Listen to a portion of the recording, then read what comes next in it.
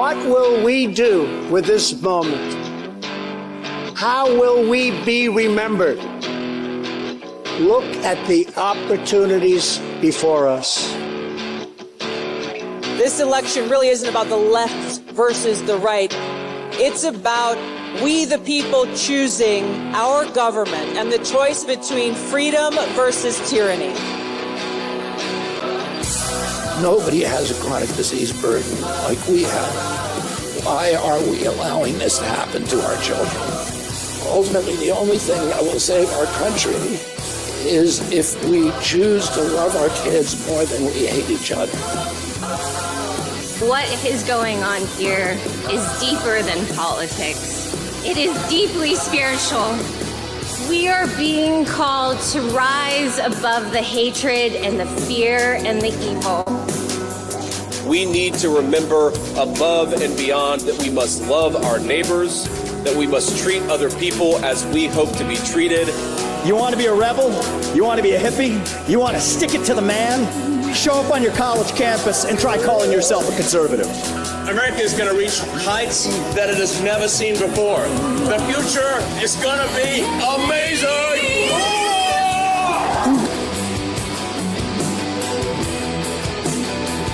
You want healthy children. Don't you want a president that's going to make America healthy again?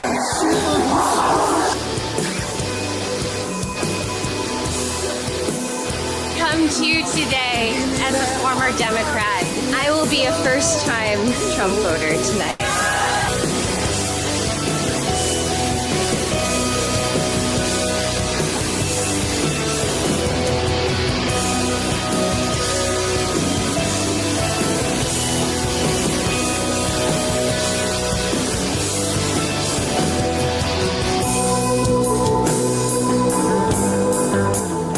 The people dreamed this country, and it's the people who are making America great again.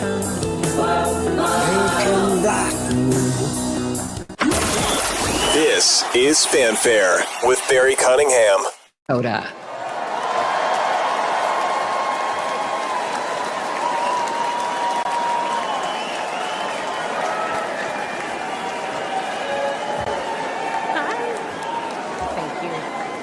Good evening.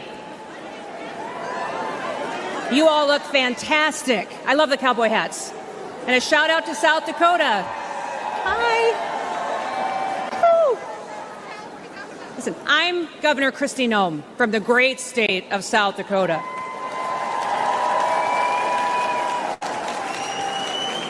Leadership has consequences.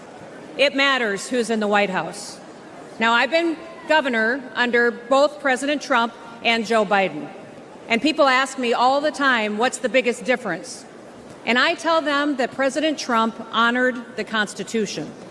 He let me do my job. And he let me keep my people free.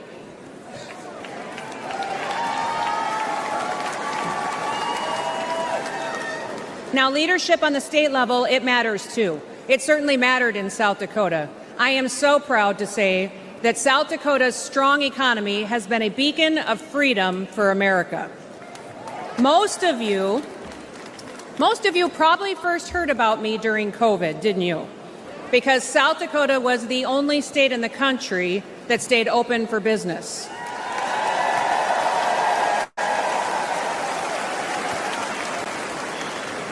We didn't mandate anything. We never ordered a single business or a church to close. I never even defined what an essential business was, because I don't believe that the government has the authority to tell you that your business isn't essential.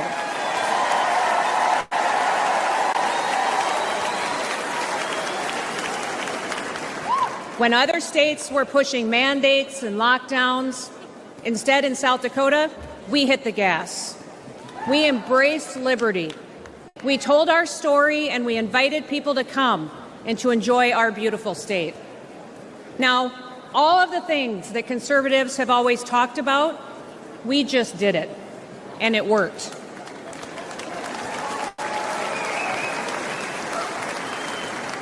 Our economy took off. And since I've been governor, we broke the national record for the lowest unemployment rate in American history at 1.8%. In South Dakota, everybody works. We paid off state debts and bonds. We fixed dams and bridges. We built roads. We have a fully funded pension plan and a AAA credit rating. We broke records for surpluses, and we balance our budget every single year.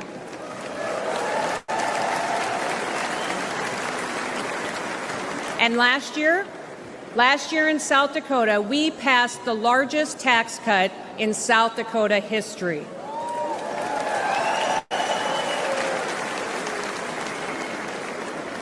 Under my administration, incomes in our state have gone up 36%. Women-owned businesses are thriving. We also have the highest birth rate in the nation. People are having babies because they're happy.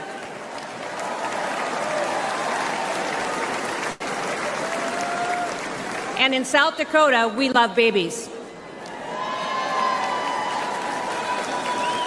Our mental health challenges have gone down, our suicide rates are declining, and we are the #1 state in the country for a decline in overdoses because people have hope.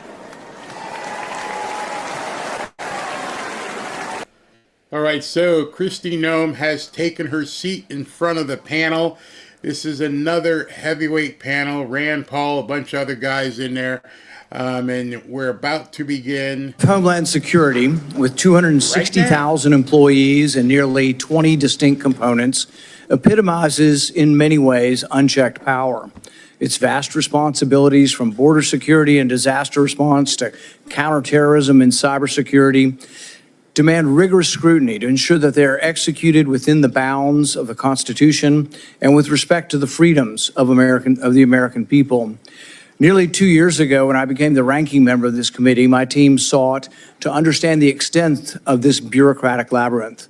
We asked DHS for a comprehensive list of collaborative entities it participates in, task forces, advisory boards, coalitions, commissions, and the like. The response was astonishingly opaque. They stated there is not a single comprehensive list to address all the collaborative relationships that the department and its components engage in. In other words, we do so much stuff and we're so big, we can't describe it for you. But if we can't describe what we have, we got a problem. In plain language, the DHS had really no idea. Think about it. An agency commanding over $110 billion annually can't account for its own activities. This is not just bureaucratic incompetence, it's emblematic of a deeper issue, an agency unsure of its own boundaries and commitments. How can an agency fulfill its mission or earn the American people's trust if it doesn't even know the extent of its own operations? But the problems don't stop there. Instead of focusing on critical threats, like securing the southwest border, DHS has shifted its gaze inward, targeting law-abiding Americans. DHS under the Biden administration has often used its vast powers to target Americans exercising their constitutional rights. It's become an agency more focused on policing speech, monitoring social media, and labeling political dissent as domestic terrorism than addressing genuine security threats. While cartels traffic people and fentanyl across an unguarded border, DHS has spent its time and resources creating partisan disinformation boards, spying on Americans through invasive surveillance technologies. The mission drift is dangerous. Every dollar spent monitoring law-abiding citizens is a dollar not spent securing the homeland. Every moment spent targeting political opponents is a moment not addressing real threats like border security, cyber attacks, or the rising influence of adversarial nation states. The priorities of DHS have been deeply distorted, and the American people are paying the price.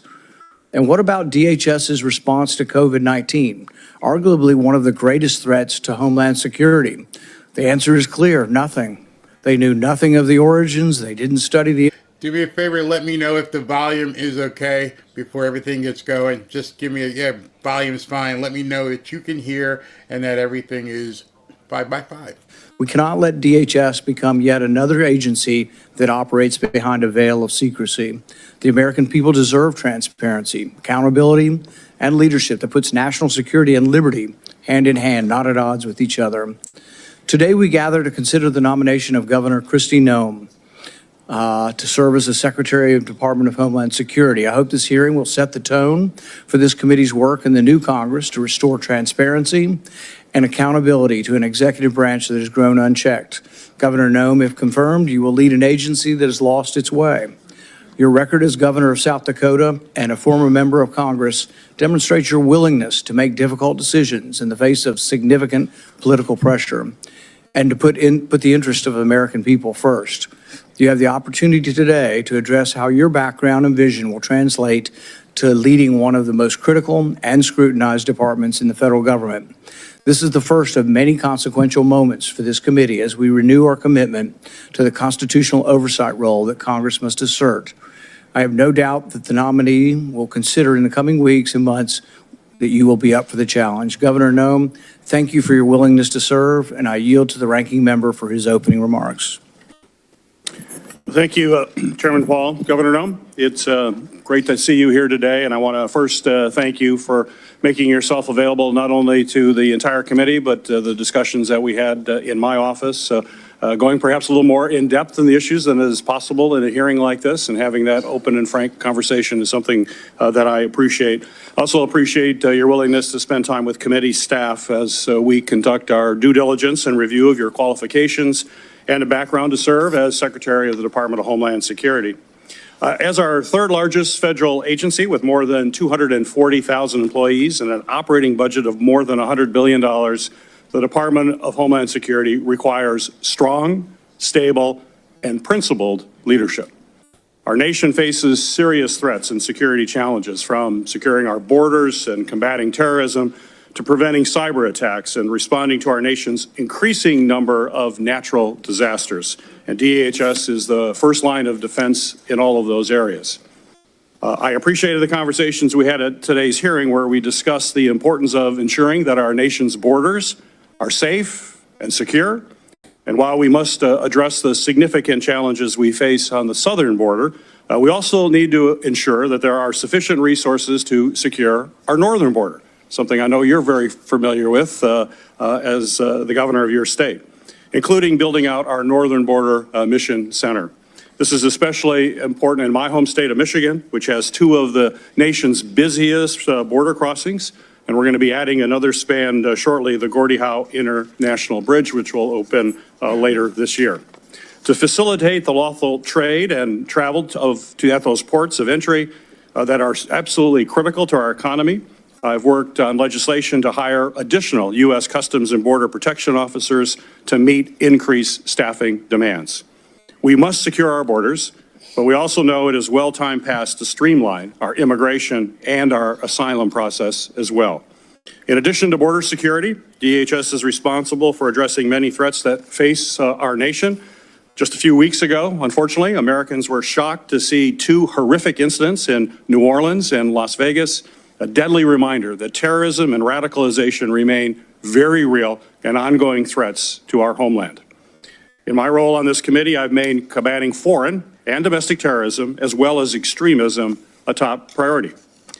In this complex environment, it is essential that DHS continue to focus on all terrorism threats, track and report data to Congress and to the American people, and coordinate between all components to ensure the department is effectively addressing all types of terrorist threats.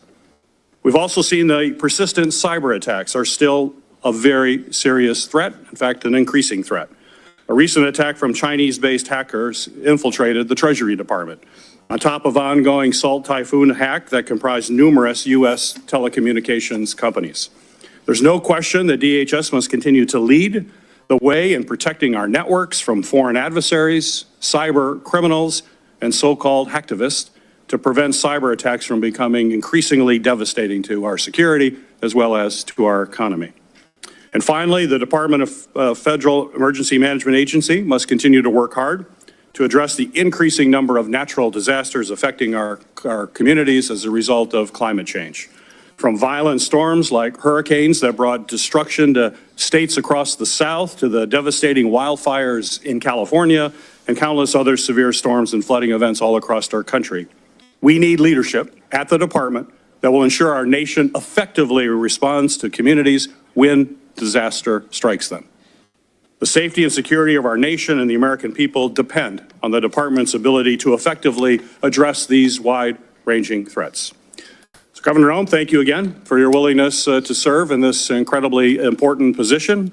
And thank you for being here today. I look forward to having a comprehensive discussion about how you intend to lead this critical department through a series of national security challenges, if indeed you are confirmed. This morning, Governor Noem will be introduced by Majority Leader John Thune and Senator Kevin Kramer. Senator Thune, you're recognized.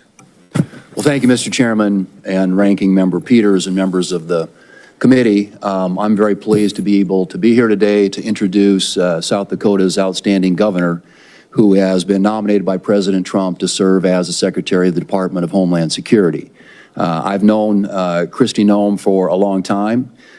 She has a very compelling personal and family story, which inspired her entrance into the public arena, and I'm sure you'll hear a little bit more about that from her. But I've observed as she has gone through the state legislature as a leader there, State House of Representatives, the U.S. House of Representatives, where she was our only member from South Dakota, representing our state's interests there for 8 years, and now currently as South Dakota's governor. And I think she brings to this job a number of things that are going to be really essential. And one is obviously a skill set when it comes to managing hard problems. She led our state through the pandemic, managed what were extraordinary circumstances all across this country in a way that made South Dakota, frankly, a magnet for people from other states who were trying to flee or get away from some of the heavy-handed requirements that were imposed in other states around the country. Our state stayed open, stayed free, and that was largely due to her leadership. And I would say, too, as we tackle what is an enormously complicated and hard issue, which is our southern border, it's going to require a skill set, which I believe she possesses. It's going to require a tremendous amount of persistence and determination, which I think she has, an enormous amount of energy, which she has in abundance. And frankly, what I would say is just absolute toughness. It's going to take some tough and hard leadership to get things back in order. And I want to refer to something she said in her State of the State address earlier this week to South Dakotans, and that is that over the past 4 years, we've seen a complete disregard for the security of our borders and the safety of the American people, to say nothing for the rule of law. Chaos at our southern border and the Biden administration has left our country vulnerable to a whole host of security concerns, from terrorist entries to cross-border criminal activity like drug trafficking. I think it's well documented, and I think it's high time that it gets fixed. And we have somebody nominated by the president that I believe has the capabilities, the qualities, the experience, and again, frankly, the determination and toughness to solve what is a very, very tough issue, and one which is desperately in need of solutions. So I'm pleased to be able to be here today to introduce our great governor and to thank you for your consideration. I look forward to this committee acting on her nomination, and I look forward to voting for her on the floor of the United States Senate to be the next Secretary of the Department of Homeland Security. Thank you, Mr. Chairman. Senator Kramer. Thank you, Chairman Paul, Ranking Member Peters, colleagues. Once again, I find myself in full agreement with the Majority Leader. It's a good place to be in our business. So this is a very special opportunity for me. And first thing I want to do is thank nearly all of you. I got into almost every one of your offices with Kristi as her very amateurish sitting Senator Sherpa. And the blessing for me was not only to be with my good friend and former colleague, but to learn a lot about this committee that I'm not on, and to get an inside view. And Gary, especially learning how we can work together at the northern border and how similar, although very different, Michigan and North Dakota are. So thank you for your hospitality. You were all very kind to Kristi and to me. But Kristi is a former colleague. You know, when you're the only member of a body of 435 from an entire state, it's really important to have friends.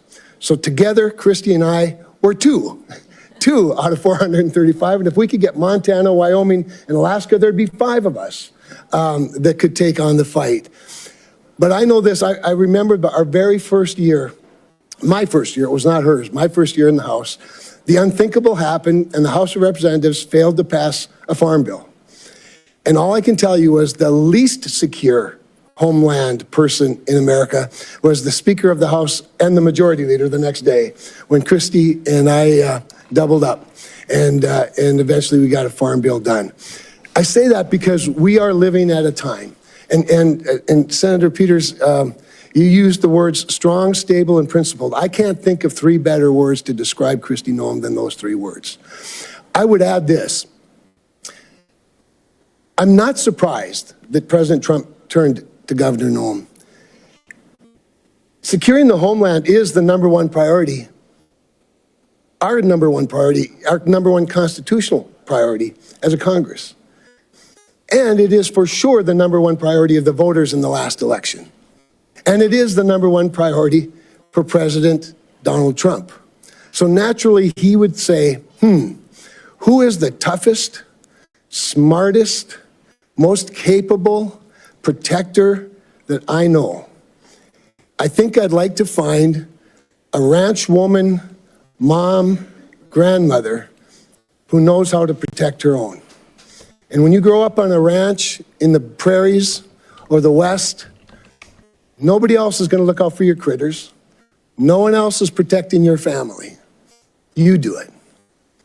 And she brings this skill set, as Senator Thune said, as a leader, as a legislator, as a member of Congress, as a governor, are very important. By the way, when I'd get into the room with other governors, Senator Hassan, I might as well have just left because I was now part of a club where I don't belong. But anyway, it was very, very rich because there's an alliance there that's really, really important.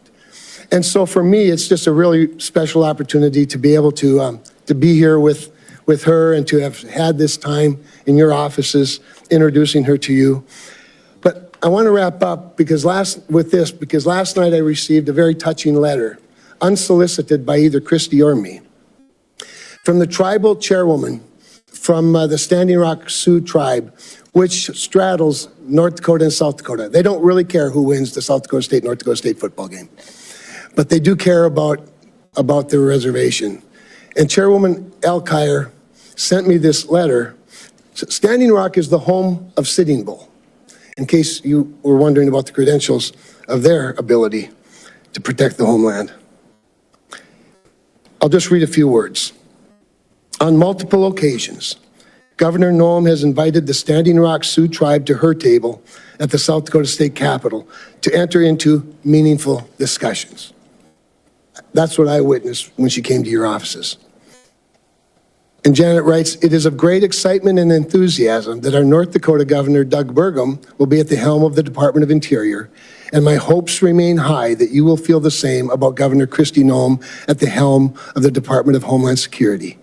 These two governors understand the needs in Indian country and what words like tribal sovereignty, jurisdiction, and consultation mean to the indigenous people.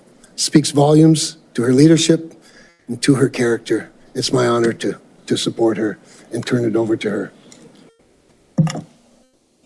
Thank you for those great introductions. The committee has also received several statements in support of Governor Noem's nomination, including a letter from 22 fellow governors, the International Association of Firefighters, and 6 other organizations. Without objection, these letters of support will be made part of the hearing record. And I know our senators are going to have to go, but thank you for coming and doing those introductions. It's the practice of this committee to swear in witnesses. Governor Noem, please stand and raise your right hand. Do you swear that the testimony you will give before this committee will be the truth, the whole truth, and nothing but the truth, so help you God? Governor Noem, you are now recognized for your opening statement. Well, thank you, and good morning, Chairman Paul, Ranking Member Peters, and the distinguished members of this committee. I'm honored to appear before all of you today as the nominee for the Secretary of Homeland Security. I want to thank President-elect Donald J. Trump for his confidence in my leadership and the people of South Dakota for their fantastic support throughout my time in public service. I would also like to express my sincere gratitude to Senator Kramer. He has been an invaluable resource to me throughout this process and given me much wisdom as well as insight into the thoughts and the procedures of the Senate and this body. And I'd also like to express my gratitude to Senator Thune, the majority leader of this esteemed body. He's been an advisor to me for many years as well as a friend.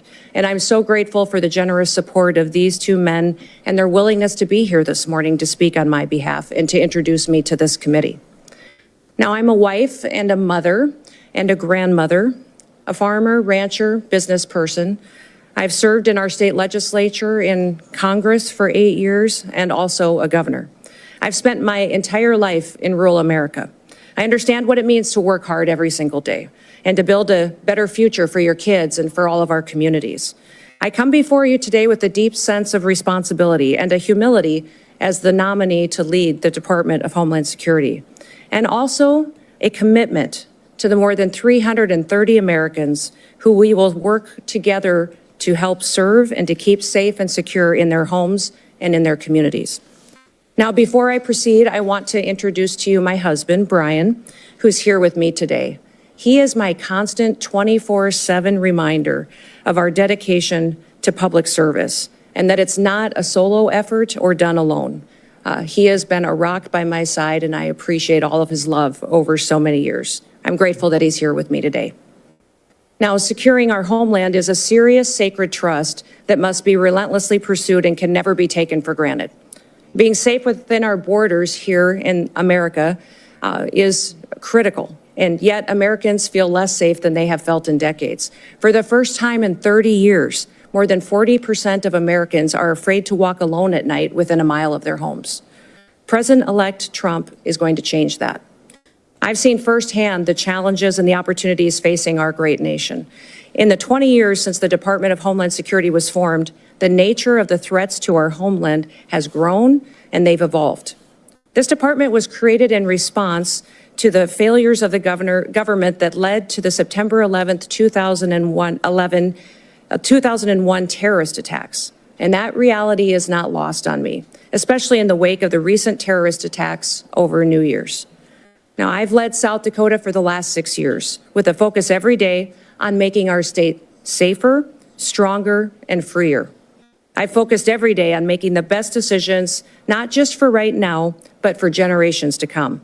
I've overseen a state budget of over $7 billion and a state employee workforce of more than 13,000, including more than 7,000 that report directly to the governor. I've addressed important issues like cybersecurity, human trafficking, drug interdiction, and also natural disasters, the same challenges that are facing so many of you and the people that you represent back home. I've secured our state and supported the rule of law. And if confirmed as the 8th Secretary, that is the same approach that I will take to leading the Department of Homeland Security. As we face the evolving threats of the 21st century, the mission and the success of DHS is more critical than ever. We must be vigilant and proactive and innovative to protect the homeland. The challenges in front of us are extremely significant, and we must secure our borders against illegal trafficking and immigration. We must safeguard our critical infrastructure to make sure that we're protected against cyber attacks, respond to natural disasters, and also terrorism. I firmly believe that we can meet those challenges head on with resolve. Innovation, we can use collaboration with federal and with state partners. And senators, I want your input. Border security must remain a top priority. As a nation, we have the right and the responsibility to secure our borders against those who would do us harm. And we must create a fair and a lawful immigration system that is efficient and is effective and that reflects our values. President Trump was elected with a clear mandate. He needs to achieve this mission because 2/3 of Americans support his immigration and border policies, including the majority of Hispanic Americans. I was the first governor to send National Guard troops to our southern border when Texas asked for help and when they were being overwhelmed by an unprecedented border crisis. If confirmed as secretary, I'll ensure that our exceptional, extraordinary Border Patrol agents have all the tools and resources and support that they need to carry out their mission effectively. The same is true of my commitment to the outstanding men and women of the U.S. Immigration and Customs Enforcement. They are responsible for apprehending, detaining, and deporting illegal immigrants. And getting criminal aliens off of our streets and out of the country will help American communities be safer again. The bravery and the dedication of the Border Patrol and ICE are unmatched, and I will restore dignity to their work. The rising threat of cyber attacks also demands our utmost attention, and our critical infrastructure, from energy grids to financial institutions, is under constant attack by foreign adversaries and criminal actors. As Secretary, I will prioritize a comprehensive, whole-of-government approach to cybersecurity. In fact, in the coming days, we have to plan bigger and think faster and smarter. I fully acknowledge that people in Washington, D.C. do not have all of the answers, and therefore I will leverage private-public partnerships. I'll advance cutting-edge, state-of-the-art technologies to protect our nation's digital landscape. And I will have a proven track record of doing this in South Dakota to back me up. I've helped make Dakota State University a global leader in cybersecurity education because we recognize the need to address this emerging threat. And I will take a proactive approach if given the opportunity to serve as Secretary. Now, President-elect Trump has been a tremendous friend to law enforcement over the years, and I will do the same in my role as Secretary. As Governor, I've worked closely with law enforcement to make South Dakota safer. I've overseen hundreds of state troopers in the South Dakota Highway Patrol, and on several occasions, I've convened groups of law enforcement from across our state to address policies that will make our people safer. In fact, while some in this country were attacking law enforcement and defunding them, we took the opposite approach in South Dakota. We recruited law enforcement officers to move to South Dakota, a state that respects their service and their sacrifice. And we revamped our law enforcement training to provide the first ever state-led, tribal-focused law enforcement training academy. I'm very proud of the work that we've done in cooperation with our tribes to help make their communities more safe. And we must remain vigilant against terrorism and against others who wish to do us harm to our country and to our great people. I'll ensure that our intelligence and our law enforcement agencies are working together hand in hand, that they're fully equipped to detect, prevent, and respond to threats from radical ideologies and foreign adversaries. This requires resources, coordination, and collaboration across all levels of government. And once again, I will seek your wisdom and I will seek your input into the months ahead. For the sake of the people that we both represent, we have to get this right. Now, I recognize that Homeland Security isn't just about prevention, but it's also about resilience. When disasters strike, as we know they will, the Department of Homeland Security must be ready to respond swiftly, efficiently, and effectively to protect the lives and the property of Americans. As governor, I've worked with FEMA in response to a dozen natural disasters in South Dakota. These have included historic floods, tornadoes, blizzards, wildfires, a derecho, and even a global pandemic.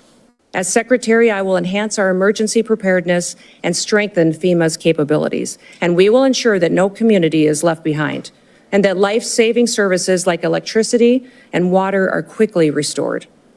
As Secretary, I will oversee the Secret Service, an agency that is in serious need of reforms.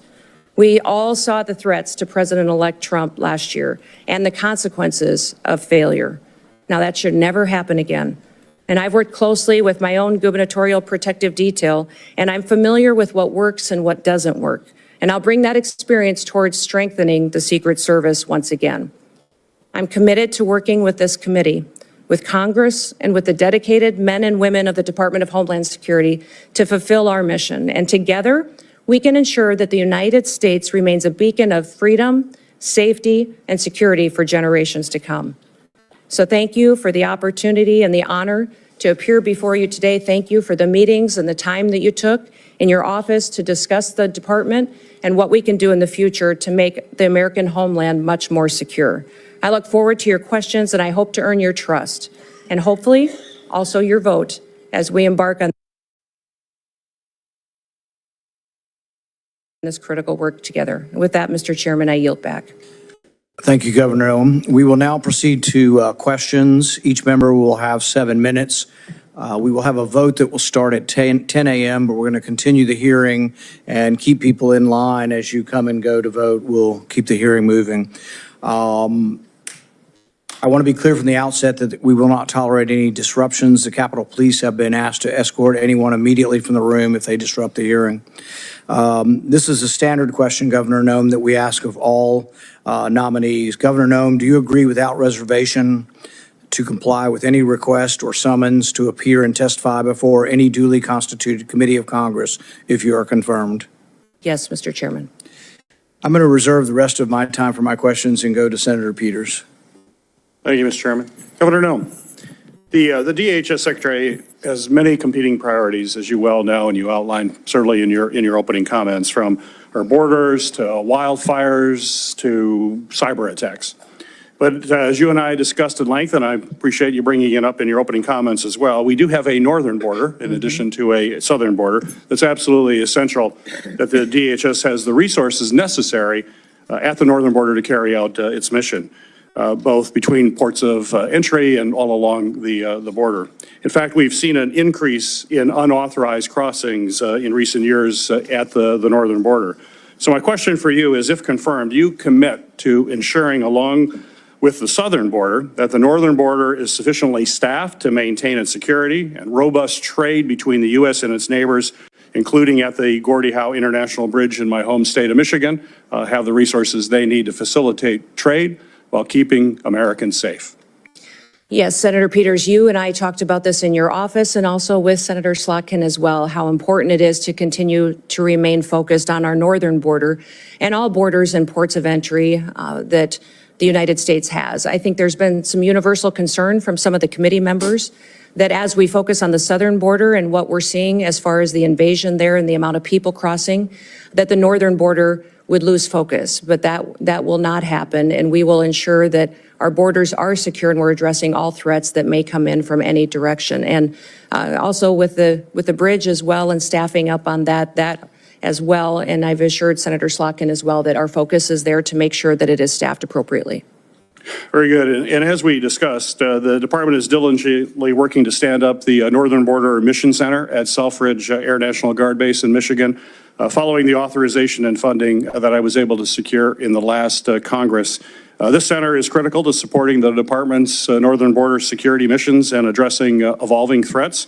So quick question, if confirmed, do you commit to working with me to fully build out the Northern Border Mission Center? Yes, Senator, we will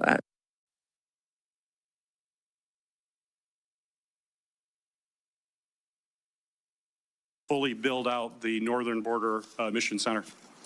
Yes, Senator, we will look forward, and I look forward to working with you to ensure that that is a priority and that it's adequately resourced, and working with Congress and senators to make sure that we have what we need to make sure that that mission for that base is fully fulfilled. Great, thank you.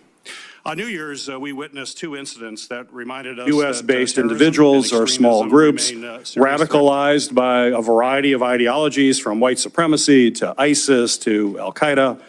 We must certainly continue to focus on people who are radicalized here in the United States with the intent of terrorizing our communities. So my question for you, ma'am, is how do you plan to address this threat of U.S.-based terrorists? Senator, this is a grave concern for our country, as we all agree that the #1 threat to our homeland security is the southern border. In fact, since Joe Biden has been president, we've seen 382 individuals that have come over that border that are on the terrorist watch list. Behind me have the governor of Louisiana with me. And he and his state and people in this country went through a horrific event on New Year's Day, one that we never want to see repeated again. But this governor behind me is concerned also about an upcoming event, which is the Super Bowl coming shortly, which we need to do all that we can to work together, that he has the reassurance that the federal government, that the Department of Homeland Security is prepared to help him protect that event and to keep people safe while they are there. Those 382 terrorists or known terrorists that have come over our border, we don't know necessarily where they are because of what has been happening under Joe Biden's policies. Now, President Trump obviously won the last election with a clear mandate, and that mandate is for the American people to secure that border, but also we need to focus on domestic terrorism and homegrown terrorism, which you just referenced in your question. Homegrown terrorism is on the rise. We see more and more incidents of people that are U.S. citizens that have become radicalized, and knowing when people are leaving the country and coming back and changes to their behaviors and what their actions are is critically important. So the resources that the Department of Homeland Security has needs to be utilized as far as identifying those threats and being proactive to prevent them, but also protecting civil rights and liberties in that process and making sure that the department is on mission to do what it was called to do, why it was created, and what authorities that Congress and the Senate has given them. My hope is that Governor Landry and his staff and his people and the people that attend the Super Bowl know that the Department of Homeland Security is their partner, is on watch to protect them and to keep that event safe. I hope all Americans know that leadership has consequences. I hope that we can get through and get your support for this nomination and get confirmed quickly so that we can address the threats that we currently face and make sure we don't have any repeats of the day that we saw just starting this year on New Year's Day. In the last 2 years, we have seen increasingly aggressive and expansive cyber attacks against our federal agencies. Just last month, Chinese hackers infiltrated the Department of Treasury and stole potentially thousands of unclassified documents. So given these concerning trends by the PRC to hold our federal networks hostage, do you believe that federal agencies should be required to implement cybersecurity upgrades and maintain the highest cybersecurity standards to protect sensitive or classified data and U.S. citizen information as well? Well, Senator, the mission of CISA, which is the Cybersecurity and Infrastructure Agency, the mission of it is to hunt and harden. It's to find those bad actors and help work with local and state infrastructure, critical infrastructure entities so that they can help them be prepared for such cyber attacks and that they can make sure that they're hardening their systems to protect them in the future, recognizing the vulnerabilities that they have. CISA's gotten far off mission. They're using their resources in ways that was never intended. The misinformation and disinformation that they have stuck their toe into and meddled with should be refocused back onto what their job is, and that is to support critical infrastructure and to help our local and small businesses and critical infrastructure at the state level to have the resources and be prepared for those cyber attacks that they will face. You know, Salt Typhoon was a campaign of espionage by the PRC in China against our telecoms, where large amount of data was stolen and taken, and people's private information was taken as well. And we've also seen China and the PRC go after our critical infrastructure with the Volt Typhoon hack. And that was extremely dangerous because there was no reason for them to do that, just to steal people's data and information. The reason for them to go after that was to control our critical infrastructure, for the ability to see if they could shut down a water plant, a utility company, and that was to cripple our country. So these threats are real. CISA needs to be much more effective, smaller, more nimble, to really fulfill their mission, which is to hunt and to help harden our nation's critical infrastructure. Thank you. Thank you. Thank you. Senator Scott. Governor Noem, congratulations on your nomination. Thank you. I think you're going to do a great job. I think it's great that you're a governor and you bring that expertise to the table. So I just went through the campaign to get reelected, and it was after the Butler shooting. I'd asked people, I said, at all my events, I'd say, raise your hand if you think the acting director of the Secret Service is going to tell us what happened. Not one person. I said, what about Secretary Mayorkas? He's running HHS. What do you think? Or Homeland Security. What do you think? I said, how about Christopher Wray? Head of the FBI? Not one person. Can you just talk about the importance of transparency and accountability in government and how you're going to bring that to the table? Yeah, Senator Scott, thank you for that question, because that's what I have found across the country as well. And I know it's certainly true in my home state of South Dakota, is that people don't trust the federal government. They don't trust our leadership and this current administration that's in the White House right now to tell them the truth. To tell them the truth about what the threats really are, about our agencies and departments, when there are failures, addressing them and fixing it, The Secret Service is one of those perfect examples. They need leadership that understands why that Secret Service was created and what it needs to do. There's two elements really that the Secret Service is tasked with, and that is protective detail and then also investigations. Yet we see investigators within the Secret Service out there investigating antiquities and other things that are off mission when they should be focused on making sure we're addressing national security events with the protocols that are necessary and protecting the individuals that they're charged with and getting that skill set and training that are necessary. That's been compromised by not having enough people there and being adequately staffed and resourced. But frankly, the leadership hasn't been honest about talking about it. We saw this with the drones over New Jersey as well. The federal government not answering the questions from the public. And when they finally got a straight answer out of President Trump, they felt reassured that somebody recognized that this was something they were questioning and that they deserved answers. My goal and my mission is to build trust. We will undertake a large job and a large duty that we have to fulfill, that the American people expect us to do by securing our border, to make sure that our nation is a nation with borders or we're no nation at all, and that we are making sure that those criminal actors that are perpetuating violence in our communities and in our cities and towns and states are removed from this country, that there's consequences for breaking the law in our country again. There has to be consequences because when Americans break the law, there's consequences. And why would we ever allow someone to come in from another country and not allow them and not have consequences or allow them to continue to go forward and to commit rape and murders and break other laws that endanger our society. So we've had over 13,000 murderers that are loose in this country that have come over that border. We've had almost 16,000 rapists and sexual assault perpetuators that are loose in this country right now. 425,000 plus people have criminal convictions that are here illegally in this country that our current administration is doing nothing to round them up and get them out of our country. We will be doing that immediately, and that will be the priority. And that is one of the reasons that today the American people have lost their trust. President Trump will build it back and know that their federal government is accountable to them and is working to put America first again. So Joe Biden completely opened our southern border and dismantled our entire immigration system. As a former governor, I know that when the federal government policies are broken and failing Americans, you see the impacts in your state, just like I did when I was a governor. And you take the steps necessary to protect the families in your state. I know you've done that. One thing you did, as you talked about before, you sent troops, our National Guard, to the southern border. Can you talk more about how Biden's open border policy has affected your state and communities and the role your state resources placed in helping secure the border? You know, we certainly have seen the effects in South Dakota that many of your states did. And I would say every state has seen the effects of an open border and the policies that have been under the Biden administration. We saw increased crime, but we also saw increased drug activity.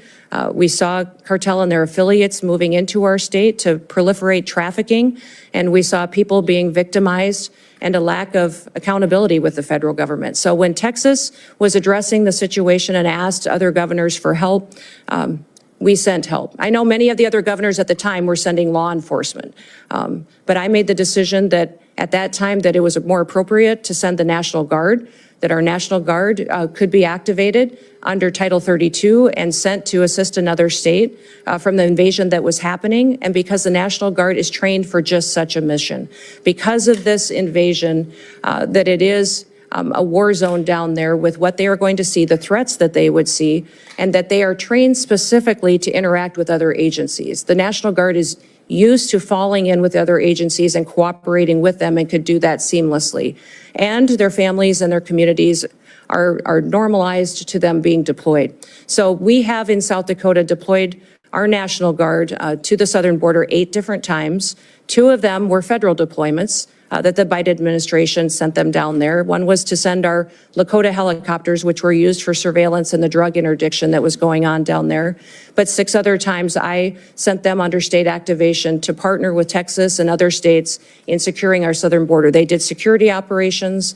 They also did building of the wall and partnered with Texas, recognizing the failures of the federal government. The failures of the federal government are significant, and we've seen our families and communities devastated by those effects, by the drug epidemic, by the trafficking that's going on, the increased crime.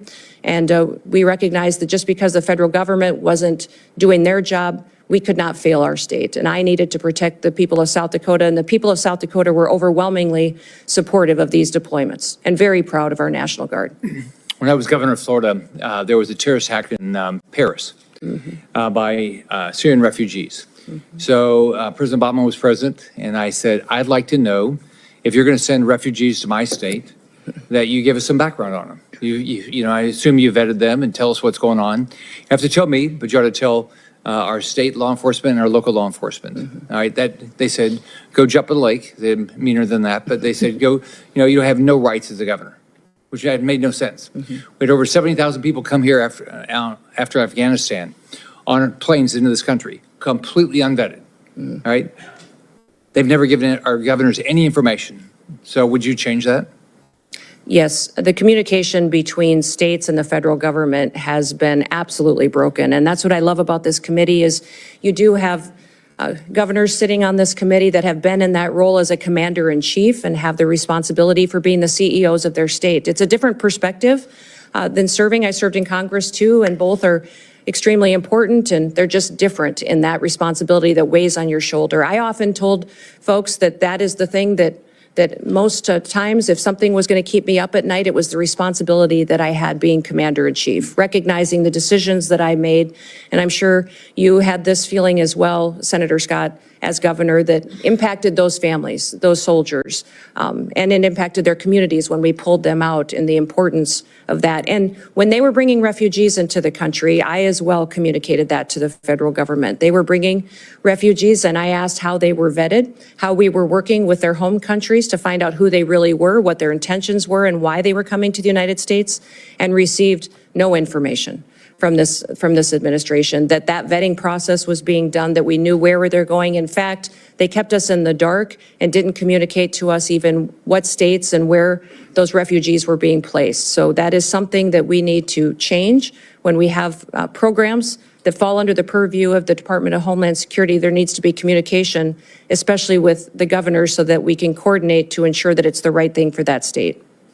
Thank you. Senator Hassan. Thank you, Mr. Chair, and welcome, Governor Noem.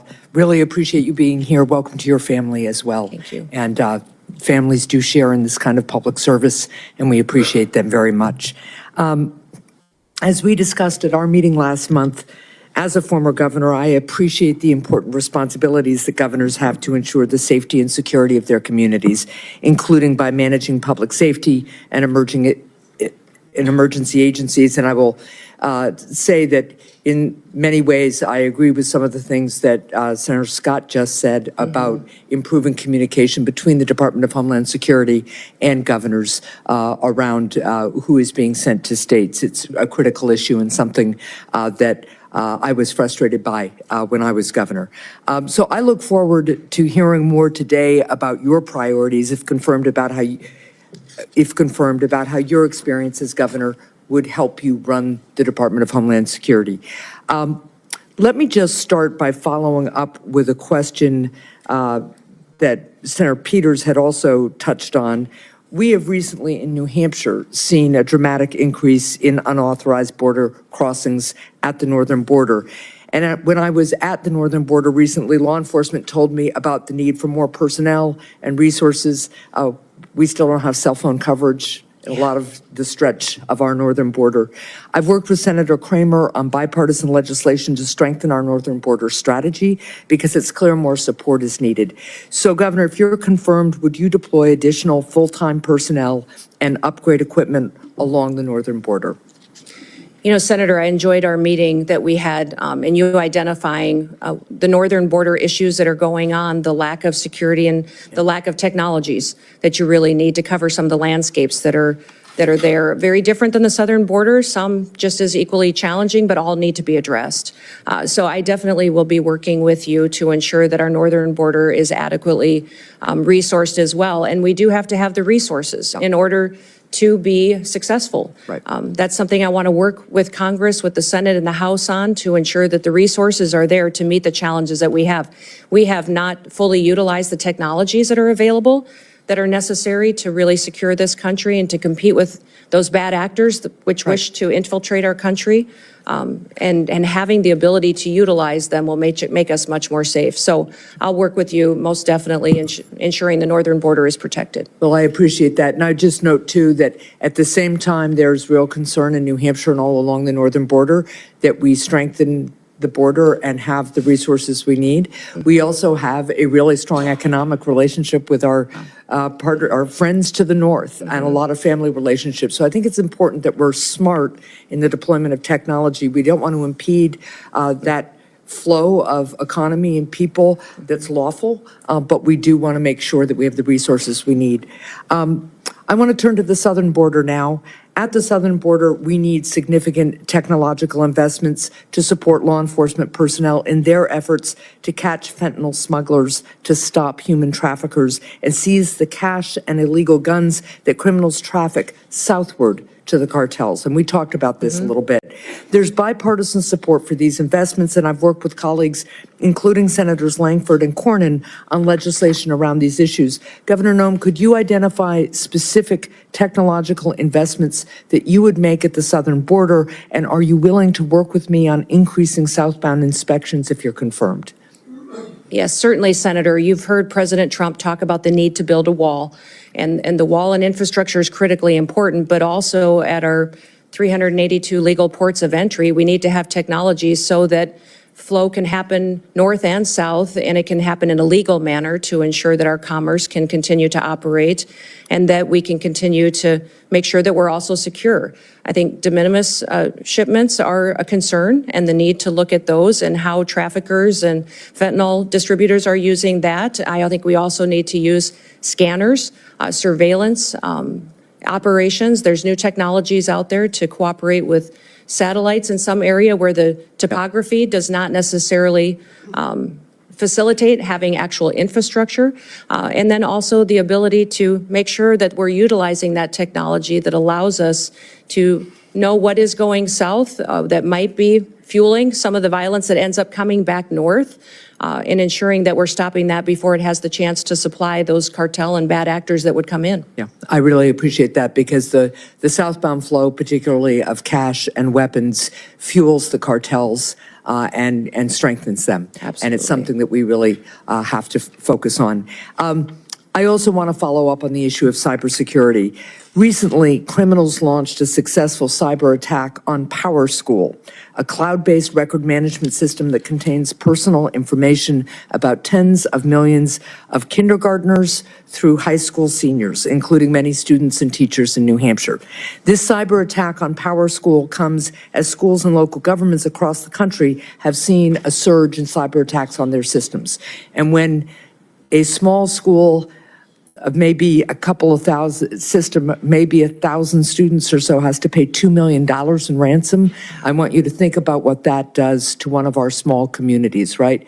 So Governor Noem, if you're confirmed, how will you empower the Cybersecurity and Infrastructure Security Agency to improve the cybersecurity of state and local governments in the United States? Well, thank you, Senator. If I am confirmed and have the opportunity to serve as secretary of this department, I'll be following the Constitution and the rule of law, and then getting these departments back on mission to why they were created and why they are existing. What CISA should be doing is helping those small entities, those schools, those local city governments, the state governments, and the small businesses that are critical infrastructure that don't have the resources to stay on top of the critical protections that they need to enact. Well, let me follow up just quickly on that one point. It's something we discussed when we had our meeting. I worked with Senator Cornyn on a bipartisan bill that became law that created a cybersecurity grant program for state and local governments. This is in addition to each state getting a cyber coordinator to help on the ground. We discussed this program, and I know you as governor had some reservations about the structure of the program. But if confirmed, will you commit to working with Congress to adjust it? I'd love your input about what gave you pause as governor. I think there were only 2 governors who didn't participate in the program. And I hope that as we work on the concerns you have, you'd work with me to adjust and reauthorize the program. Yes. All grants within the department will be evaluated when I come in and be looked at to see what we can do to make sure that they're actually fulfilling the mission to which they were established. What I would say about the cybersecurity grants in South Dakota, when I came in as governor, one of my main priorities was to bring the next industry into the state. Right. And I determined that that would be technology and cybersecurity. In fact, we have Dakota State University in our state, which is a cybersecurity national leader in training those cyber warriors that we need to protect us and keep us safe. I've since then partnered to grow and double the size of that school. We train a lot of NSA employees. Yep. In South Dakota. And so understanding cybersecurity and my experience in that, I think, is critically important to the department and bringing it to the table to do this. You talked about why we didn't take that cybersecurity grant in South Dakota, and it's because the requirements of that grant would have caused me to grow my state government. The administration costs of it would have been much more than what it would have been able to facilitate at the local level. And our state was already proactively helping these individuals that needed the resources to secure their systems. Well, I appreciate that. I'm way over time. There were very few requirements purposely in that grant program other than to make sure the money was being spent the way we authorized. But let's continue to talk about that. Thank you. Senator Holling. Thank you, Mr. Chairman. Governor Noem, welcome. Congratulations on your nomination. I'm delighted to see you here. I do notice the chairman of the Ways and Means Committee is over your shoulder there. I'd have to question your judgment about who your friends are based on that. The great chairman from the state of Missouri. It's fantastic to have you here. You know, the Department of Homeland Security is not particularly old, but you already have what I hope will soon be the distinction of succeeding the worst secretary in the history of the Department of Homeland Security. Alejandro Mayorkas has been an absolute disgrace to that department and frankly to this country. And I'm delighted to see you willing to step up and serve. Let me just ask you something. I repeatedly asked your predecessor when he sat where you're sitting whether the southern border was secure. And he repeatedly told me under oath, it is secure, Senator. And he repeatedly said under oath, our policies are working, Senator, meaning the Biden administration policies that, of course, gave us this devastating open border. So let me just ask you, is the southern border secure as we find it today? Senator, no, the southern border is not secure today, but in just 3 days, we will have a new president in this country, President Donald J. Trump, and he will secure our border. That is refreshing candor. I'm glad to hear it. Let me ask you about a young man from my state. This is Travis Wolf. He's 12 years old when he was killed just over a year ago by an illegal migrant who mowed him down, and I choose my words carefully, mowed him down in a motor vehicle, hit him head on, doing 75 and a 40, killed him. Others were severely injured. Just yesterday, a witness sitting where you are sitting today told this committee that migrant crime is, and I quote, not an actual concern. Not an actual concern. In a hearing before this committee advising us to drop the Lake and Riley Act and not focus on migrant crime. You know, in my state, with the death of people like Travis Wolf and Officer David Lee, who was assaulted and killed in St. Louis, and officers in Kansas City who have been assaulted by illegal migrants, and others who have been carjacked and stabbed, would you agree with me that migrant crime sure as heck is an actual concern and that you intend to do something about it? Yes, Senator, absolutely. And I am so sorry about Travis and my prayers go out to his family. I can't even imagine what that is like. And thank you for telling his story, because there's so many families in this country that have that same story. And they don't understand why the federal government is allowing people to come into this country illegally and then perpetuate crimes against their people and then give them resources and shelter and food and debit cards to go take care of their families when they go to work every single day to make sure that they're providing for their families and are held accountable to when they break our laws. So, let me ask you this. Will you work with President Trump to reinstate the Remain in Mexico program that the president had in place in his first term, which does so much to ensure that those who would seek to abuse our asylum system are not allowed into the country, and those who have legitimate asylum claims, their claims are processed in due order and in due course, but they wait in Mexico until those claims are fully processed? Will you work to reinstate that program? yes, Senator, the president and I have talked extensively about this and will 100% partner with him to reinstate the Remain in Mexico policy and make sure that it's in place. Fantastic. I think Travis might be alive today if that policy had been in place. Let me ask you about CBP One, the phone app that I've called concierge service for illegal immigrants. I'm sure you're familiar with it. This was the Biden administration's effort to allow asylum seekers to apply ahead of time using their phones, but not actually to provide any evidence that they needed asylum. There was a newspaper report, a press report that said the only problem with the app is it never asks users, are you seeking asylum? They don't ask for any asylum evidence. They simply release these so-called asylum seekers who use the app into the country on parole. Sometimes they're never given a hearing. The Inspector General actually did a report, a full investigation report on CBP One, and found that frequently users of this app were claiming the same addresses in the United States as their intended destination, even though they didn't know each other, they weren't family connections. In other words, it has been completely abused. And the idea that the federal government would pay for this kind of concierge service for illegals, I think is outrageous. Will you end the use of the CBP One app? Yes, Senator, if confirmed, and I have the opportunity to be secretary on day one, CBP One will be shut down. There's data and information in there that we will preserve so that we can ensure we know who's coming into this country and who's already here that we need to go find, but also we make sure that there's another program, CHNV, which I'm sure you're very familiar with, where our federal government actually paid to fly people into this country directly from other countries without any vetting or knowing who they are. So there's several of these programs that need to be eliminated, and we need to ensure that we're following legal immigration laws. I'm glad you just mentioned CHNV. This is this is a mass parole program. Of course, as you know, our law allows parole in only very limited circumstances. There are two circumstances, and it requires case-by-case evaluation.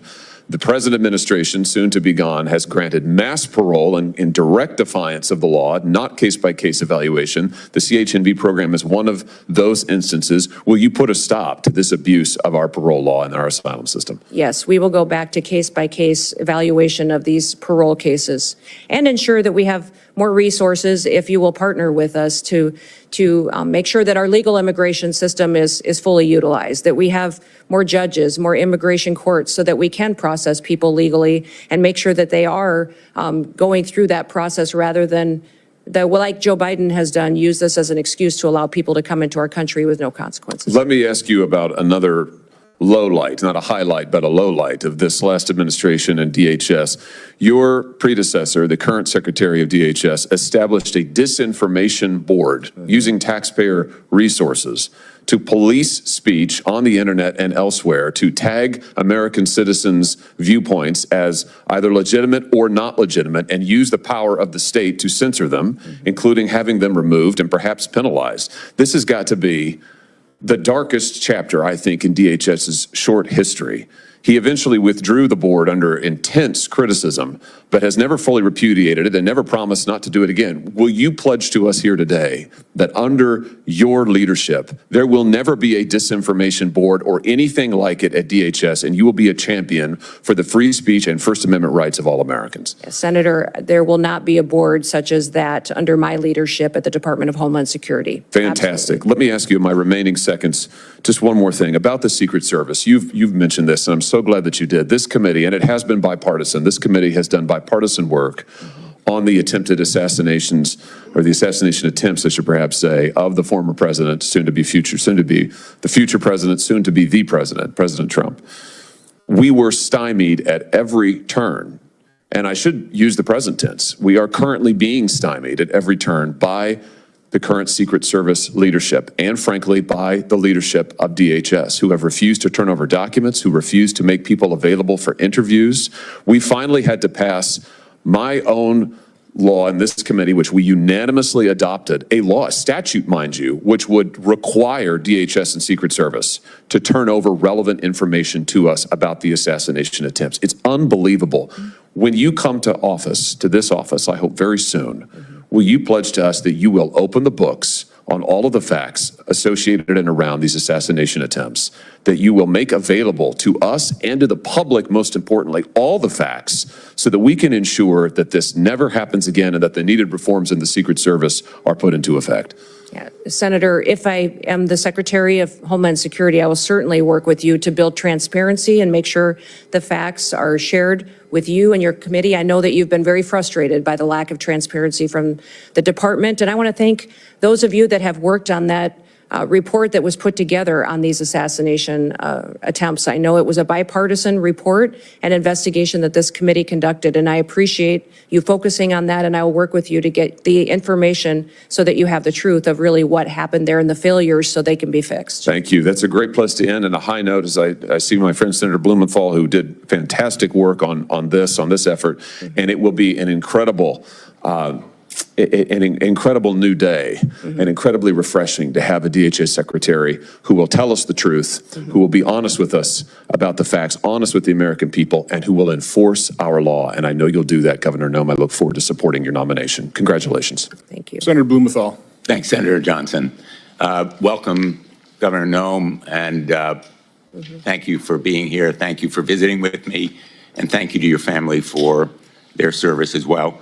Let me begin on a high note, thanking Senator Hawley for his leadership on the effort that I led with him to essentially get some basic facts out of the Secret Service when we were investigating, Senator Johnson and I, as leaders of the Permanent Subcommittee on Investigation, helping to lead it with the chairman and ranking member here. And I'm hoping that you've read our report and that you will agree to begin implementing its recommendations, which call for major reforms, in my view, a house cleaning top to bottom in the Secret Service, and greater transparency with this committee and with the American public. Yes, sir. I will certainly work with you to do that and to work to make sure that we have that transparency and the committee has the information that it needs to do due diligence of its oversight. Our investigation is continuing. Yep. Senator Johnson and I have discussed it, and we will be making more requests to pursue the fact-finding that is so important. I want to ask you about disaster relief. California is on fire. The fires raging there are going to leave destruction and devastation that is heartbreaking. I am really disappointed with some of the statements that President-elect Trump has made. For example, saying that, quote, we won't give him, referring to Governor Newsom, money to put out all his fires, and if we don't give him money to put out fires, he's got a problem. The specter is there of potential discrimination based on politics, withholding money from California or other states. It's not an unfounded fear. In the last administration, there were public reports about President Trump withholding money from the state of Washington because of his disagreements with Governor Inslee. Connecticut, like the rest of the nation, suffers from these natural disasters. Most recently, in August, we were hit by major flooding, and these natural disasters are going to become more frequent, as will be the need for the federal government to meet the requests for declarations of natural disaster. I assume you will agree with me that withholding disaster relief by President Trump or any other chief executive of the United States is a violation of his duty and of law. Well, Senator, leadership has consequences, and looking at the tragedy that's happening in California, I want to ask you yes or no, with all due respect. It's an easy... What's happening in California is the ramification of many decisions over many years, but under my leadership at the Department of Homeland Security, there will be no political bias to how disaster relief is delivered to the American people. So if President Trump were to say to you, we're going to withhold money from Connecticut or Michigan or any of the states, Iowa, because we don't like the governor or we don't like the politics of the state, you would stand up to him and say, Mr. President, we need to allocate that money. Well, Senator, in 3 days, President Trump will take an oath to uphold the Constitution and the rule of law in this country, and he will do that, and I'll be glad to have him back. And I don't assume I that's don't a speak yes. to hypotheticals, which is what you're asking me to do, but what I will tell you is that as Secretary, I will do the same. I will deliver the programs as the Well, it's more laws than a dictate. hypothetical, with all due respect, and I apologize for interrupting you, but my time is limited, as you know, as a veteran of these hearings. It's more than a hypothetical. It's based on experience with President Trump withholding money from Washington State and elsewhere. I need to know from you, will you stand up to the president and say, no, the Constitution and the Impoundment Act requires us, for example, to allocate the $100 billion that we have just appropriated in the last session to states like Connecticut, $3 million, Texas, $10 million, almost every one of the states represented here. Will you say no to the president if he withholds that money?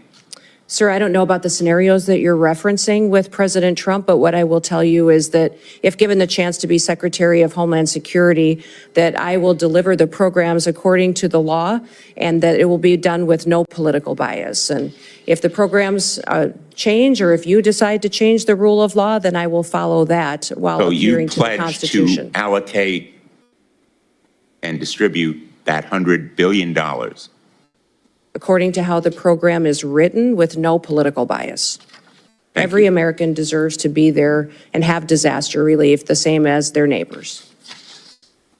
Basically following the law. Yes. Let me ask you, Senator Peters asked you about homegrown terrorists. The New Orleans tragedy was the result of a homegrown terrorist born in this country, radicalized by ISIS. And it reflects the reason why the intelligence community, the FBI, almost all of our law enforcement has said repeatedly, domestic violent extremism is the most lethal and persistent threat to our security. That terrorist was radicalized by ISIS. The investigation is underway. We don't know all the facts, but we do know that he was a military veteran, and ISIS was responsible for radicalizing him. Shouldn't we focus on ISIS as a threat to this country's security? Senator, certainly we should be focused on all threats to this nation's security. That's the mission of the Department of Homeland Security, and homegrown terrorism is growing. We have more and more incidences. The tragedy we saw and the terrorist attack in New Orleans. What will you do to combat it? What will you do to stop ISIS and other extremist organizations from radicalizing people in this country? Well, certainly, Senator, I'll continue to work with the administration and our partners and the Department of Defense, the intelligence agencies, also within Secretary of State and the other branches and cabinet officials to make sure we're bringing all resources to bear to identify and to stop these types of terrorist activities. What I would say is the cybersecurity and intelligence elements that we have within the Department of Homeland Security have been incredibly siloed. They have not communicated with other intelligence agencies like they should and partnered. INA has some interaction, but not enough. And we also need to have CISA have interaction with the FBI, CIA to make sure they're working together to stop these types of threats and identify when they're growing among our citizens and how they become radicalized. This area of questioning, I think, is supremely important. I know there's a lot of focus on the border. We all want more border security. We want to stop migrant crime, but let's not take our eye off the ball. The governor of Louisiana for the Super Bowl ought to be really riveted on the potential for homegrown terrorism as a threat. And I hope that you will help him and other governors to do their duty to protect the people of the United States from that homegrown terrorist threat. Thank you. I look forward to working Senator with you. Ernst. Thank you, Senator Johnson. Governor Noem, thank you so much for being here today, and I want to thank you for your continuing service, the service that you had as a member of Congress, the service that you have displayed as a governor of the great state of South Dakota, our neighbor to the northwest, and for being willing to step up and take on this immense responsibility. So thank you so very much. We had such a good discussion when you came to my office in the last several weeks, and we talked about the importance of securing our border and fixing our broken immigration system. And I'd like to start today by sharing a story about one of my constituents from Council Bluffs, Iowa. And what we have seen through this broken border is tragedy that strikes so many families across the United States. So very similar to the story that was shared by my colleague from Missouri with his constituent, Mr. Wolf. I have a young woman by the name of Sarah Root who encountered tragedy on January 31st, 9 years ago. So Sarah Root was struck and killed by an illegal immigrant who was drunk driving. He was driving at 3 times the legal limit of alcohol. And Sarah's killer was bonded out before the Roots laid her to rest. He fled the country and has not been seen or heard from since. The Root family has not seen justice. So, Governor, how do you plan to prioritize the detention and deportation of illegal immigrants like Sarah's killer? Well, yes, Senator, thank you for telling Sarah's story. I remember when this happened because it was so close to home and so devastating for her and her family and the entire state of Iowa and our country. President Trump is focused on making sure that these types of situations don't happen again, that we don't continue to lose our children and our family members to illegal immigrants that come in and perpetuate crime and with no accountability, and then are released with no consequences. So the number one priority of the president is to secure the border and to deport these criminal actors immediately and as soon as possible. They will be the number one priority to make our communities safer and so that we don't have this kind of situation going forward. In fact, people, I think when they first heard my name being mentioned and nominated for the Department of Homeland Security, maybe thought it was a little bit of a surprise. Like, oh, I didn't think about Kristi doing that job. But I tell people the reason that I asked for it is because I knew it was the president's number one priority. I knew that it needed to have someone in the position that would do what the president promised the American people, would be strong enough to do it, and follow through to make sure that we're protecting our communities and America, but that also came at it from a perspective of how these families feel, that was a wife and a mom and a grandmother, and would be able to stand up and communicate to the American people what we were doing and why we were, because it's what they asked us to do. I have 3 grandchildren and 1 more on the way, and when I look at little Miss Addie every day, I just think, what kind of a country is she going to grow up in?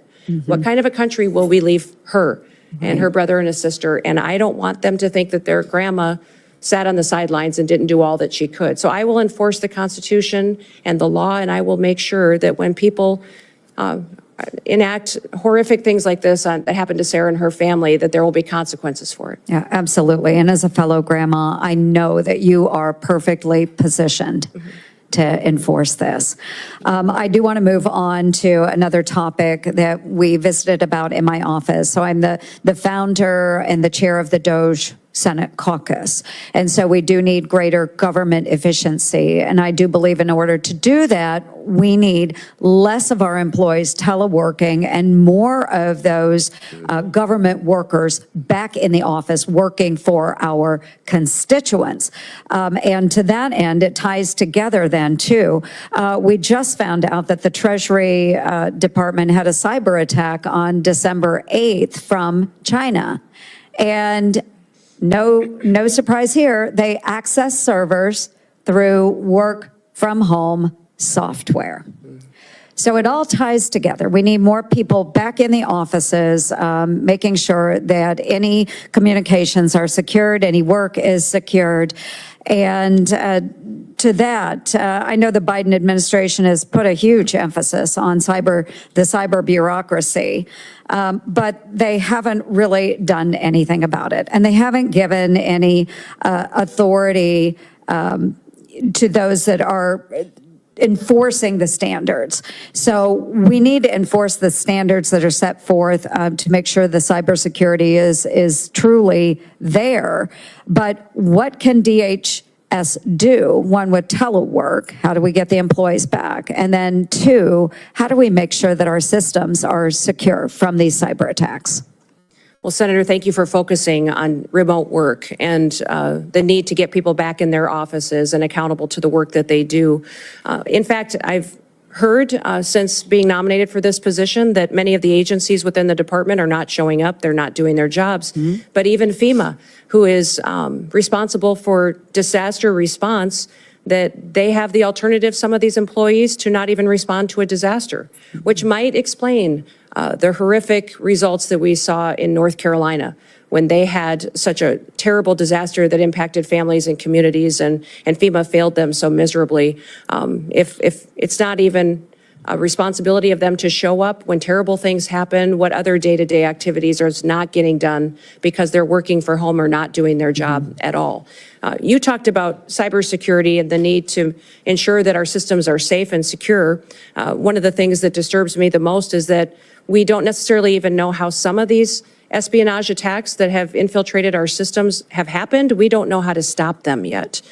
We don't have the knowledge, and that our departments and intelligence agencies and cybersecurity agencies have become siloed and aren't working together to stay in front of these bad actors. But many times our most vulnerable area happens at the state and local level.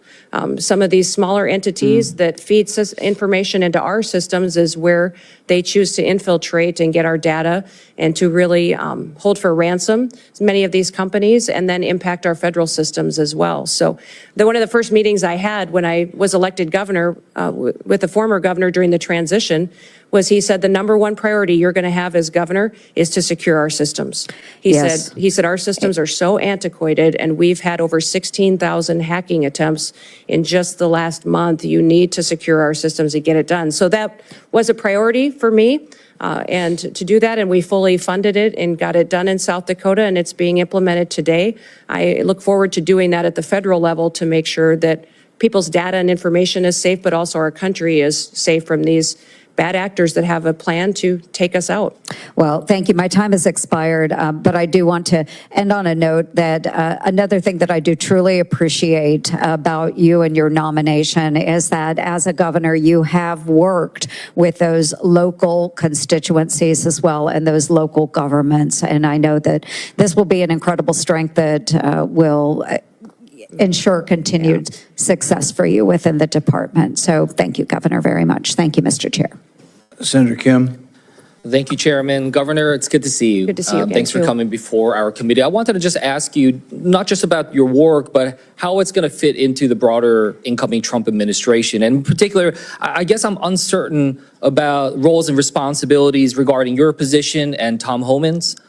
I guess I just want to ask you just point blank, like, who's going to be in charge of the border? Well, the president will be in charge of the border. It's a national security issue, and the president is in charge of this country and has made a promise to the American people, and we will fulfill his agenda. Well, that was a good answer. It's the answer I would have given as well. But I guess I got confused. When Trump made the announcement about Tom Homan, he said, quote, I'm pleased to announce that Tom Homan, and said that he's in charge of our nation's borders. So I guess, again, I'd just like to go back to you. How are you going to work with Mr. Homan? What is the division there? I'm trying to get a better sense of who's in charge. Yeah, Tom Homan is an incredible human being who has over 30 years of experience. Incredible experience. Yeah, I get at that. the border. I'm just trying to think through the insight and wisdom. Decision-making process when it comes to your work. For instance, will he be giving orders directly to CBP, ICE, USCIS? Tom Homan has a direct line to the president. He is an advisor to the president, the border czar. I obviously will be, if nominated and confirmed, and put into the position of being the Department of Homeland Security Secretary and responsible for the authorities that we have and the actions that we take. I say this because I actually want to make sure that we're empowering the next Secretary of Homeland Security. Yes. You know, in the legislation that was codified by Congress and moved forward that started this after September 11th, it said, quote, all functions of all offices, employees, and organizational units of the department are vested in the secretary.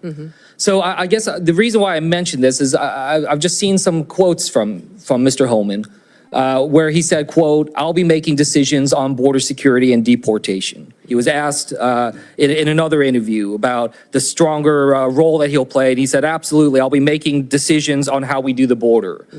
So I just raise that as a concern of mine, because not only is that about the function of our executive branch, but also the capabilities of this committee to be able to properly do our constitutional duties for oversight, the ability for us to be able to have that conversation. We can talk to you, engage with you. That is the direct way.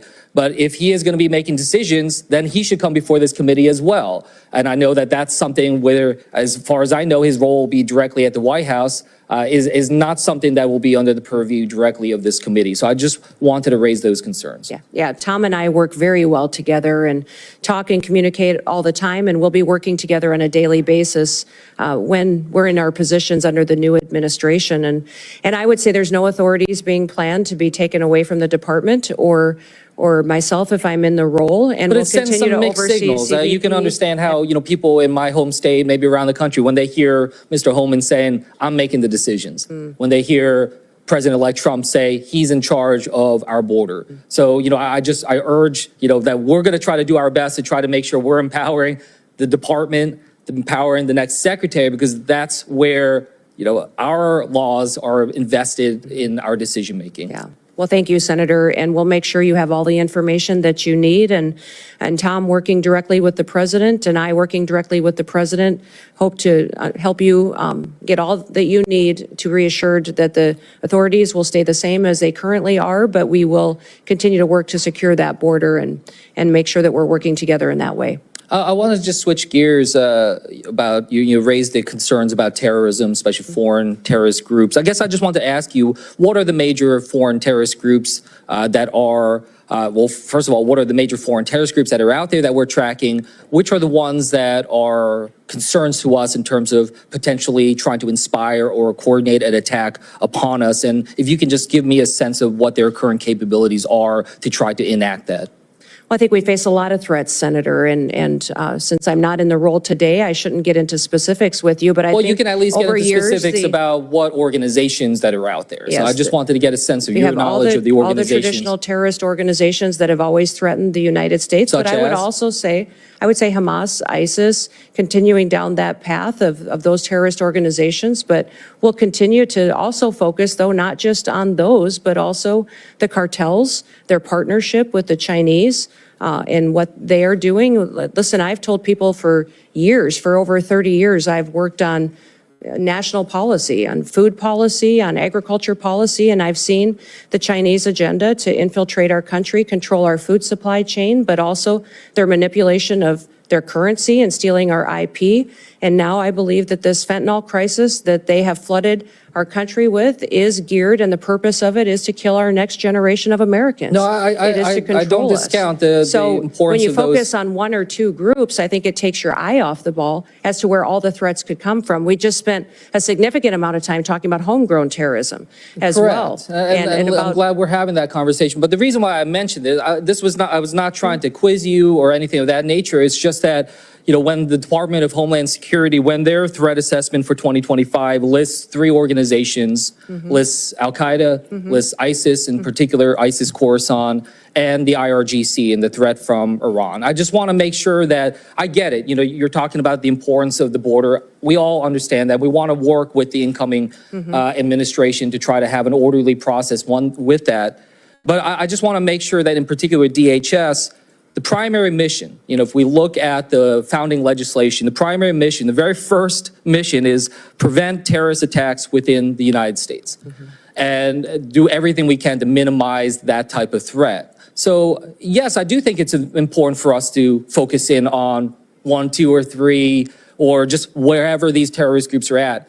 Yes, I know that part of that effort to try to minimize terrorist attacks is through through the work that we try to do to secure our borders, all of them, air, sea, and land. But the primary mission still is about preventing terrorism, not just the border security. That's a tool to be able to accomplish that. So I just raise that with you. I want to make sure that the next Homeland Security Secretary has a very detailed knowledge and understanding about the terrorist groups, their capabilities, and is tracking that on an absolute daily basis, and that they understand that is their top mission. And with that, I'll yield back to the chairman. Senator Johnson. Governor Noem, welcome, and thank you for your willingness to serve. You'll be taking over a massive federal government agency, 240,000 employees. It's probably too massive. I think had I been there back then, I don't think it would have assembled these 22 different agencies in this massive department, but that's what we've got. It's a department that the previous administration, I think, has completely misused. Instead of using Customs and Border Protection to do that, to protect our border and secure it, they've utilized those resources to incentivize a massive influx of illegal immigration. Instead of using the Cybersecurity Infrastructure Security Agency to do that, they instead engaged in mission creep and utilized it to censor Americans with the Misinformation Board. I am concerned about disaster relief, just federal disaster relief in general, creating greater and greater and increasing levels of moral hazard, resulting in higher costs of these disasters. So let's cover each one of those kind of in order. How do you gain control over a massive agency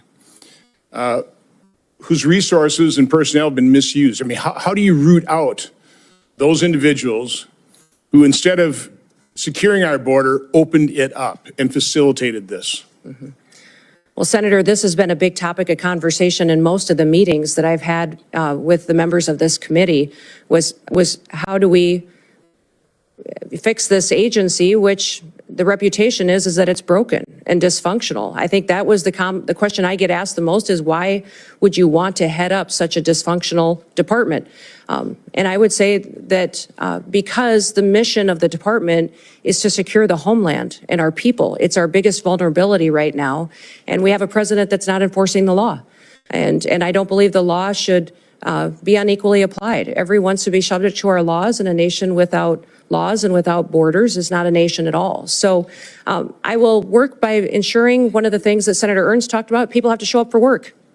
I think there's going to be a majority of people who don't have their primary mission to secure the homeland, that if they don't want to show up for work, then maybe they're just not truly passionate about protecting America. I think they need to do that, and they need to recognize what their job is. The morale in DHS is very low. I'm going to let people do their jobs. I'm going to remind them what their jobs are. Some of these Border Patrol agents haven't been able to do their jobs for a very long time. They've been processing paperwork and facilitating an invasion when they should be back securing our border, which is why they were recruited and wanted to serve there to begin with. We're going to build partnerships with local law enforcement, with ICE and task forces. So we're communicating again with local sheriffs and mayors and law enforcement to partner together.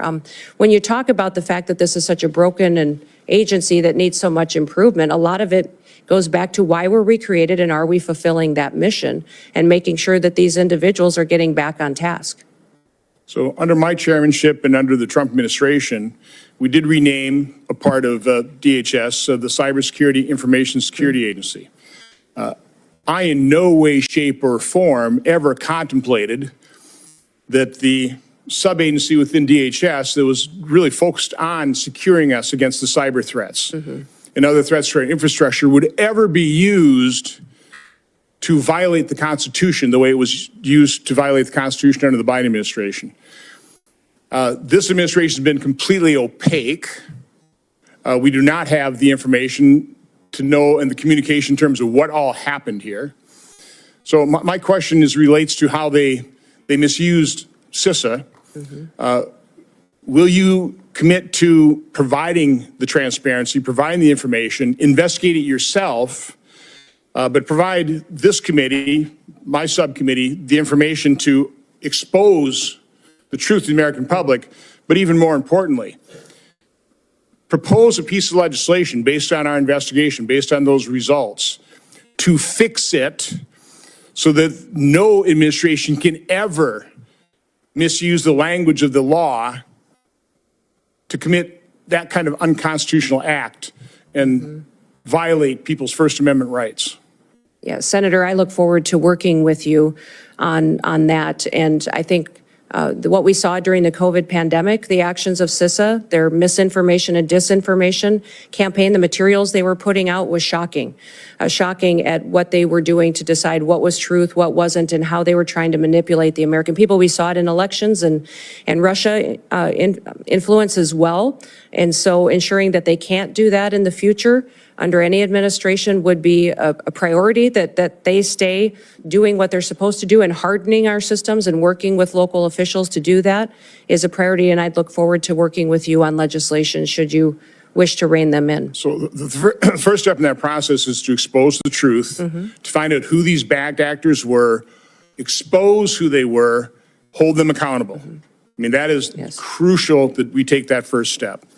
So again, look forward to working with you on that. You know, the tragedy of the California fires, the more we learn, the more we understand that not only was it predictable, it was predicted, which means it was preventable. Again, you're not going to be, you can't prevent the initiation of those fires, but you certainly prevent them from raging into the tragedy that they became, the dozens of people who've lost their lives, the hundreds of billions of dollars worth of property damage. It's not just California, though. I mean, again, that was grotesque mismanagement. That could have been prevented. You can't prevent a hurricane. You can't prevent floods. But you certainly can try and start reducing the moral hazard that we've allowed to explode, quite honestly, by the federal government rushing in immediately, no questions asked, just tell us how big a check you want. What can you do in your new role to try and start reducing over time the moral hazard that we have created in this country with federal disaster relief? Well, Senator, emergencies and disasters are always locally led. They're led by the local communities and leaders, and that's because they're much more responsive and much better informed on how to bring relief and to get those emergency services there to meet the need. Then it's state supported and federally resourced. Which means that when we come in, that we're supporting what the mission is, what those emergency operations and plans are that the local city and county and then also the state has implemented, and do what we can to fulfill the mission of our programs. One of the things that FEMA is not doing today that I think we should be doing is streamlining communications. We saw this in New Orleans. We saw it in other terrorist attacks in the country, and you just referenced it as well about the American people not getting the truth, senators not getting the truth and the transparency that we need, is that I believe FEMA can always put out a blueprint for what a response would be should something terrible happen.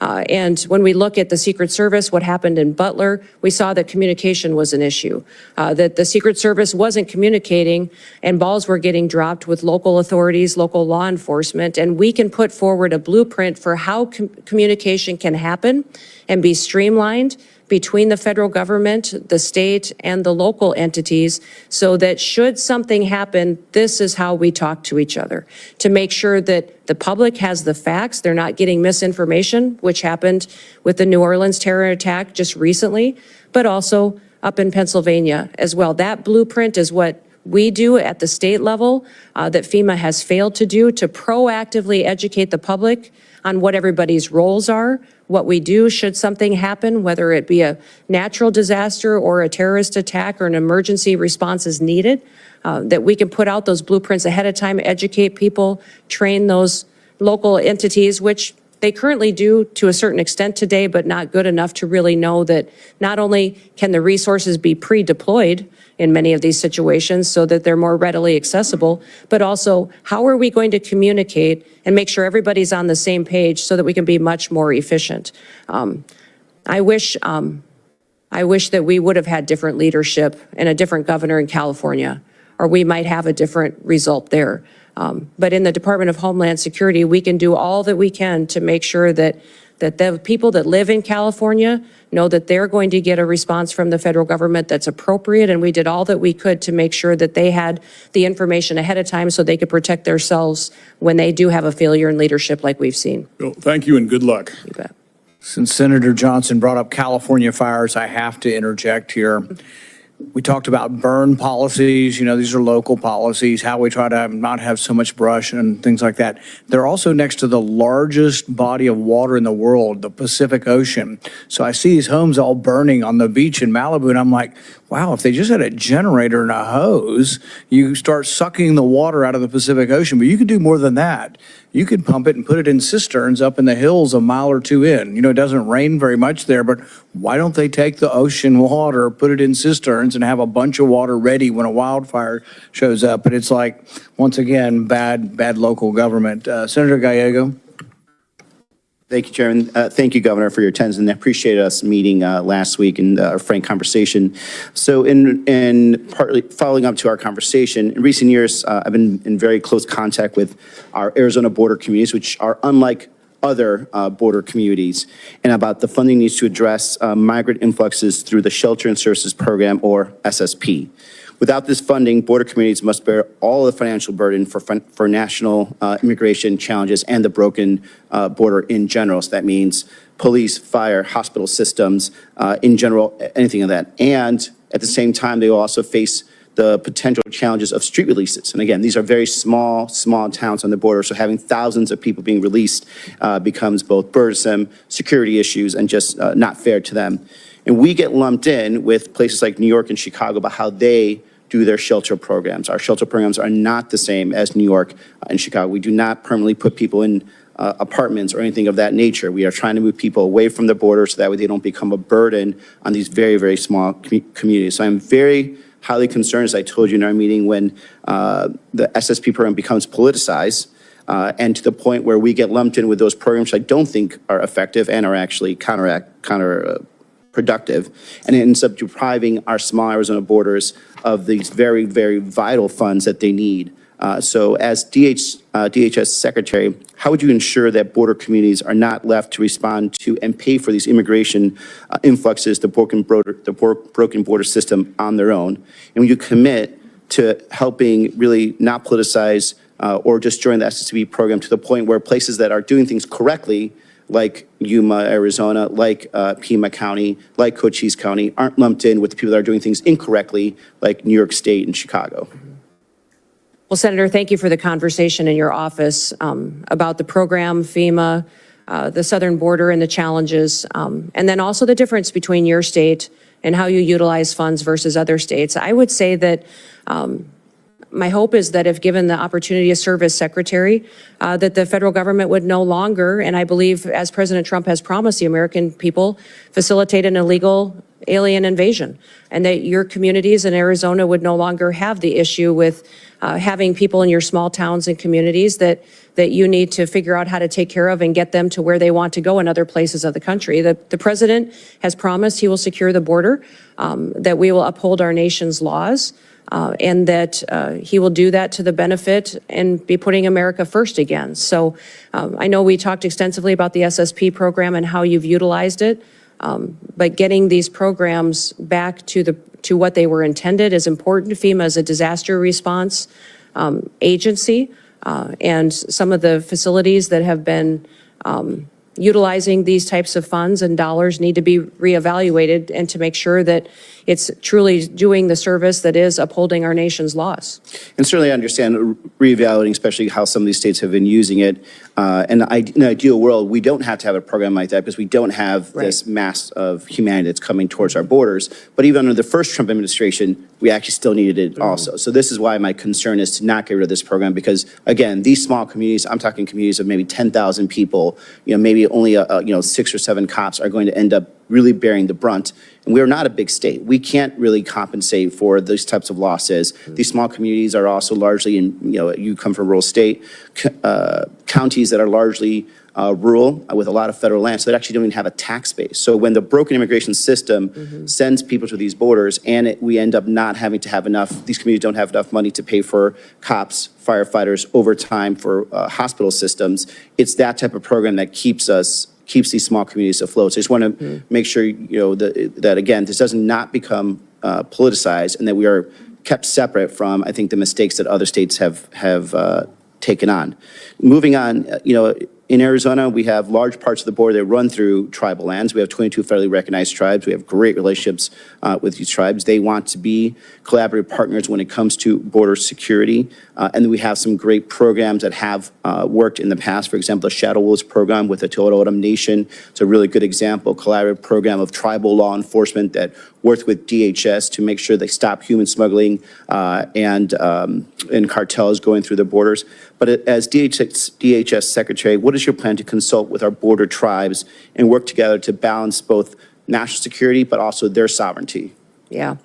Well, Senator, I believe that my experience as governor and my relationship with working with our tribes is going to be an incredible, powerful tool for me to bring to bear at the Department of Homeland Security to work on how we secure our southern border, but still respect their sovereignty and still be able to work with them. This year, when looking at public safety issues that we had in South Dakota and their lack of ability to hire tribal officers on our reservations in South Dakota, I offered to train federal law enforcement officers, BIA officers, but also their tribal police in South Dakota at no cost to our tribes.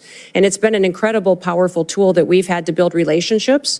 Those tribal police had the chance to go through academy with the local maybe deputies from the counties and the state highway patrol troopers that were coming on board. And those relationships have built partnerships in our state that we didn't have before. The Shadow Wolf training opportunity is incredible that was down in Arizona that you spoke of too.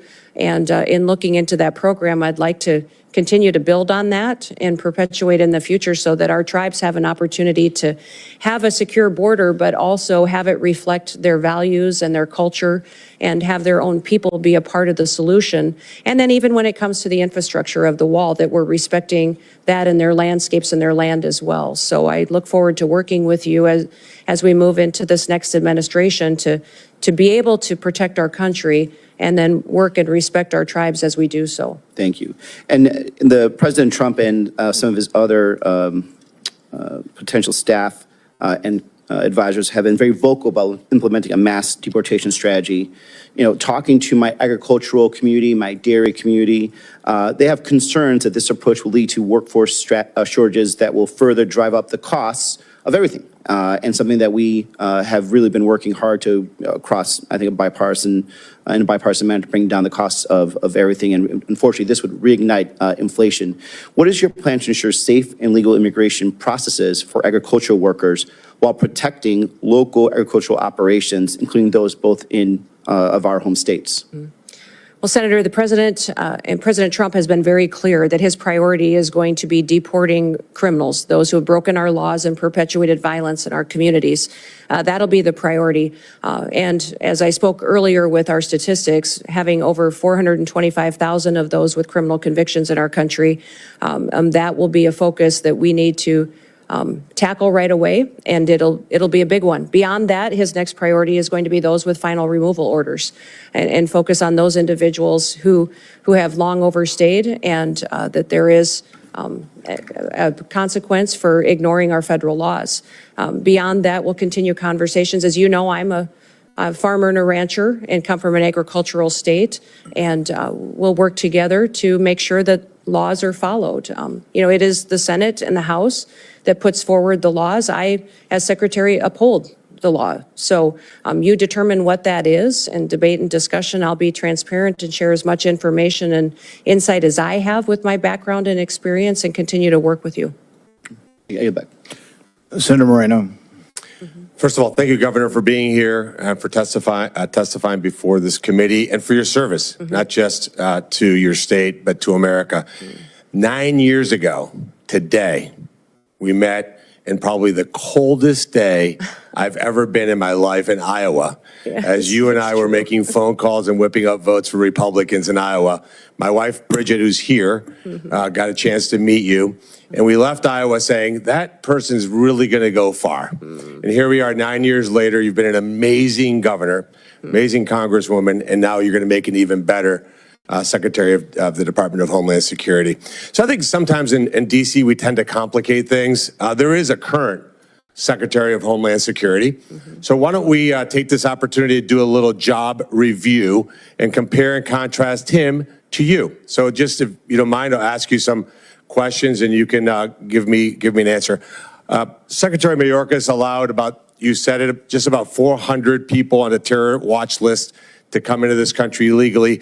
If you were confirmed as Secretary of Homeland Security, how many people on the terror watch list would you allow into this country? Well, Senator, we would work every single day until we had that number was zero. And if you look at the previous Trump administration over his entire 4 years, in comparison to Joe Biden's number, President Trump, it was 11 that were then removed from the country and faced consequences. When you look at the 382 that Joe Biden has let in and the policies continue, is shocking and needs to be changed immediately. Mayorkas let in about 12,000 murderers. How many would you target to let into this country? My goal every day would be have no murderers allowed into this country in our communities. Mayorkas allowed 16,000 rapists. How many would you target to let in? Every day I'd work to make sure that there was none let into this country. He let 600,000, Mayorkas, 600,000 people with criminal convictions. How many would you allow in? We would work every day to make sure people are safe and that those with criminal convictions are immediately removed. How many private jets would you have the United States taxpayers have fly into foreign countries to pick up people to bring them here? Yeah, Senator, we will no longer be undertaking that mission at the Department of Homeland Security. So not 700,000 individuals on private jets over the last 4 years. You would not have any. No. I'll be working with President Trump to put in place his agenda in adherence to our federal laws. And how many illegals will you plan to house in luxury hotel rooms in Manhattan at a cost of $6,000 per month? Sir, clearly, Senator, during this election, the American people said they did not support that and that that would not be a part of this new administration. How about sex change operations for illegals? How many of those would you suspect you would fund? Senator, I believe that the Department of Homeland Security will be reevaluating its mission in this country to not allow that going forward under President Trump's goals. And if you had an illegal migrant that was in this country and they committed a crime, would you offer them airfare from one state to another to evade law enforcement? Sir, I will be following this nation's laws and the Constitution and make sure that all laws are adhered to. And if you had been the head of the Department of Homeland Security a year or so ago, would you have closed a detention center in Georgia that would have allowed the release of somebody charged with a crime? Sir, I don't have the specifics to that situation, but certainly that would not be something that I would want to have under my watch. So just to be clear, Lakem Riley would be alive today if you had been the Secretary of Homeland Security. Senator, my hope is that that would be true, yes. Let's switch to another part of the disgraceful immigration laws that Biden and Mayorkas, who objectively, by the way, has been the worst cabinet member ever in the history of the United States of America. Let's talk about temporary protective status. Temporary being the operative word. Mayorkas and Biden just extended temporary protective status again through 2027. Will you continue to corrupt TPS to allow some sort of open borders agenda? And will you use hot weather of 80 degrees and sunny beaches in El Salvador as a reason why people have to stay in America and not safely return? Yeah, Senator, this program has been abused and manipulated by the Biden administration, and that will no longer be allowed to allow that and these extensions going forward the way that they are. The program was intended to be temporary, and this extension of over 600,000 Venezuelans as well is alarming when you look at what we've seen in different states, including Colorado, with gangs doing damage and harming the individuals and the people that live there. And in terms of our border, like the physical border, I've been there many times, you've been there many times. Who should be in charge? Who should have operational control of our border? The United States government or the Mexican drug cartels? Oh, Senator, the United States needs to control our borders and secure them. So if this were a job interview in the private sector, and you had somebody like Alejandro Mayorkas in charge, and we had the opportunity to upgrade to you, this would be the greatest upgrade in history of the United States of America. But I'm going to end my time with a startling statistic and actually a challenge to the Democrat Party. When Mayorkas was confirmed, every single Democrat voted to confirm him.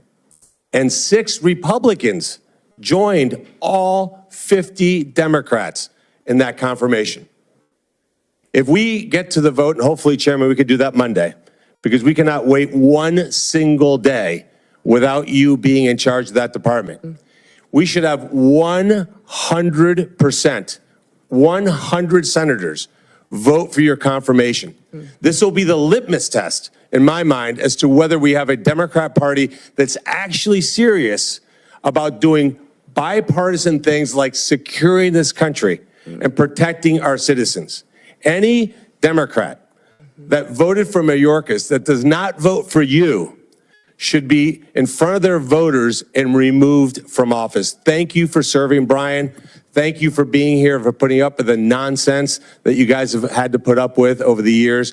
You are going to make an amazing Secretary of Homeland Security. Thank you for being here. Thank you, Senator. Senator Slotkin. Thanks for being here, and thanks for our time in my office. Governor, I'm a former CIA officer, joined right after 9/11, and served 3 tours in Iraq alongside the military.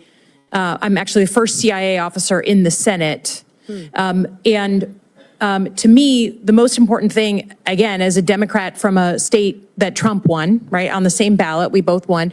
I understand we're going to have different policy opinions. I certainly understand that the president or incoming president has the right to nominate whoever he wants. Those are not the issues for me that I'm going to spend my time on. The ones that I care about the most relate to the mission of the organization when it was founded, protecting the homeland. And I think, to me, it's one thing when there's campaign rhetoric or politicization of things. Everyone does that on both sides of the aisle in this committee and in our line of work. But when it comes to actually protecting the country, you do have to be clear and honest about facts and not conflate things. So it's just important to me that I know, particularly since you do have one of the intelligence agencies within the Department of Homeland Security, that you're going to call a spade, right? The most recent acts of domestic terrorism in New Orleans, horrible incident, in Nevada, had nothing to do with migrants, correct? Correct. They were homegrown American citizens. One of them was actually in a very elite military unit. I mean, it's horrible. It's one of the hardest things to catch, the sort of lone wolf, radicalized American citizen. But I want to protect ourselves. Our most recent examples of domestic terrorism were not what we've spent the majority talking about today, crime from a migrant. And I don't dispute there is crime. But I just want to know, and I want to hear from you as an intelligence officer, that you're going to speak about real threats and not blow something up, politicize something, make something more exciting, because that's maybe what the president wants to hear. But your mission to protect and defend the Constitution means calling honestly what the threats are to the country. Can you just give me a yes or no, please? Yes, Senator, I will be as transparent and factual every day with you and the American people as possible based on the information that I have. I don't know if the investigations are closed in New Orleans and in Nevada, but what we know so far and needs to be relayed to the American people needs to be the truth and facts. Yeah, I'd ask that. We've talked a lot about border security. As a CIA officer, I think one of the only people on this committee who's actually worked on protecting the homeland. I'm a Middle East terrorism and militia expert by training, so I believe deeply in it. And every country of the world gets to decide who comes inside its borders. That's not a radical concept. But I think I've been open with this committee that it is also on us to fix the deeply broken legal immigration system. I'm glad to hear that you're going to carry out the laws on the immigration system. Democrats and Republicans are to blame that we haven't fixed this system. But I also believe you can't fully control the border unless you give people that we need for our companies, for our economy, a legal vetted way to come here. So do you believe in legal vetted immigration and that we need more of it in the United States? I do believe we need to follow our legal immigration laws and that it needs to be vetted. We need more resources, I believe, in some of the elements of this to ensure Do you that believe that our economy depends and needs some level, just like your family came from Norway and on economic, drive and wanted a better life? Immigration's always been a part of our history and will be a part of our future. We just need to make sure that we're adhering to our nation's laws, which this body has the ability to. I'm with you. I'm with you. Continue to change and to put in place. Again, going back to the fact that you will pledge an oath to the Constitution, not to President Trump, just like every other nominee. President Trump said in November that he is willing to use law enforcement, National Guard, or even active duty military to go after, quote, the threat from within the United States. I don't know exactly what he was talking about. But we have recent examples from your predecessors at DHS where federal law enforcement were sent into a state, in this case, Oregon, without coordination with the governor. Those federal law enforcement officers at the time were putting down threats to federal buildings, and they were legitimate threats. I don't dispute there was destruction of property going on during a bunch of protests and riots. So I don't dispute that, but they weren't wearing insignia. We talked about this. They weren't wearing any markings. So people were arrested by folks in fatigues with no names, no idea who they were, like right out of a bad Hollywood movie, okay? If the president asks you to send in federal law enforcement to a state without coordination of that governor, would you support that action? Senator, my job, if nominated and sworn in as Secretary of Homeland Security, is to uphold the Constitution and to uphold the rules of this country. Yes, that will be the oath and the pledge that I will be making. And my goal also is to work with you to ensure that we have situations that are always appropriate, that we are well defined. I just need to know, you're a former governor. You can imagine that if Joe Biden sent in 700 federal law enforcement under Secretary Mayorkas without coordinating with you, I think we can agree you'd be a little upset. So I just ask that you give the same respect for coordination, and that we are very sensitive. People are worried about politicizing of law enforcement and the uniformed military. That's a bad thing. I hope we can agree. Lastly, I will just say, look forward to looking at the northern border, the Gordie Howe Bridge, your help staffing that. We know you aren't, right now, across many administrations, we haven't met our staffing goals at DHS, and that's a problem, so we really want to make sure that opens on time. But I also want your assurances, you received FEMA assistance from Joe Biden's administration, right? You had historic floods, you asked and requested of the administration, and you were given millions of dollars to help with that. I understand you don't like Gavin Newsom, but can you say in front of the American people that you will open the books to this committee, who does have oversight over FEMA, right? That you will open the books in a bipartisan way to ensure, whether it's North Carolina or California or anywhere in between, that the American people can know that you are not playing politics with disaster assistance? Yes, Senator, I'll work with you in this committee to make sure I'm following the federal law and ensuring that you have information and transparency from us and from DHS and FEMA. Thank you. Appreciate it. Yield back. Senator Langford. Governor Noem, great to see you. Great to see you too. Thanks for being here. Thanks for accepting this nod that the president has given you. For Brian, thanks. Both of you, you've walked through a lot. I have had the privilege of knowing you for a very long time, since we served together in the House of Representatives. So I have the benefit of knowing how your qualifications and how strong you are in all these background issues and how hard you work on these things, because I've seen it firsthand. So I appreciate you stepping into this, because a lot of attention across the country will be focused on this. You know that full well, and you've stepped into it. For Governor Landry, my state and many folks in my state are praying for you and for your state. You've done a great job in leadership at this moment in a very, very tough time for Louisiana. And we don't want to see acts of terrorism anywhere in our country. It's incredibly difficult days for a governor. So thanks for your leadership on that as well. I also have to tell you, Kristi, I've whined to my wife occasionally about the temperature that's coming on Monday. I'm very excited about Trump's inaugural, but we're all going to be sitting outside in about 12 degrees. And I thought, just for fun, I would check South Dakota on Monday. It's 1 for a high. for a high. Yeah, for a high. And so I'm going to stop whining about the temperature Monday here in Washington, D.C. on it. I'm going to run through a couple of things here because I know you. Not everybody in Oklahoma knows you. The questions that I get from people, though, in Oklahoma, I want to be able to run past you because they want to be able to know the answer to these things. So I'm just going to blitz through a whole bunch of them. Will you use the legal authority that DHS already has to be able to close our border? Yes, Senator. I will work with President Trump to ensure that we're securing our border. Thank you. There's a lot of things that this Congress needs to do, has already been mentioned by Senator Slotkin as well, that we need to do to be able to close loopholes, to be able to give you additional authority. But there's a tremendous amount of authority currently not being used. And Oklahomans are saying, is that about to be used? And they'll be grateful to be able to hear that. No other president has ever created a phone app to be able to facilitate a faster processing of aliens in, called the CBP One app. It's been mentioned several times here. Will you use your authority to stop facilitating faster processing of illegal aliens into our country with the CBP One app? Yes, Senator. We will eliminate the CBP One app, maintain some of the data that's in it that's critical to knowing who's in our country, but that app will no longer be in use. Thank you. No other president has ever used the parole authority just in general, humanitarian parole, to facilitate faster processing of aliens into our country, which leads to the catch and release we've all heard about. So the Oklahomans that I talk to say, are we about to end the abuse of parole and end catch and release? Is that about to stop? Senator, President Trump's been very clear that he will end catch and release.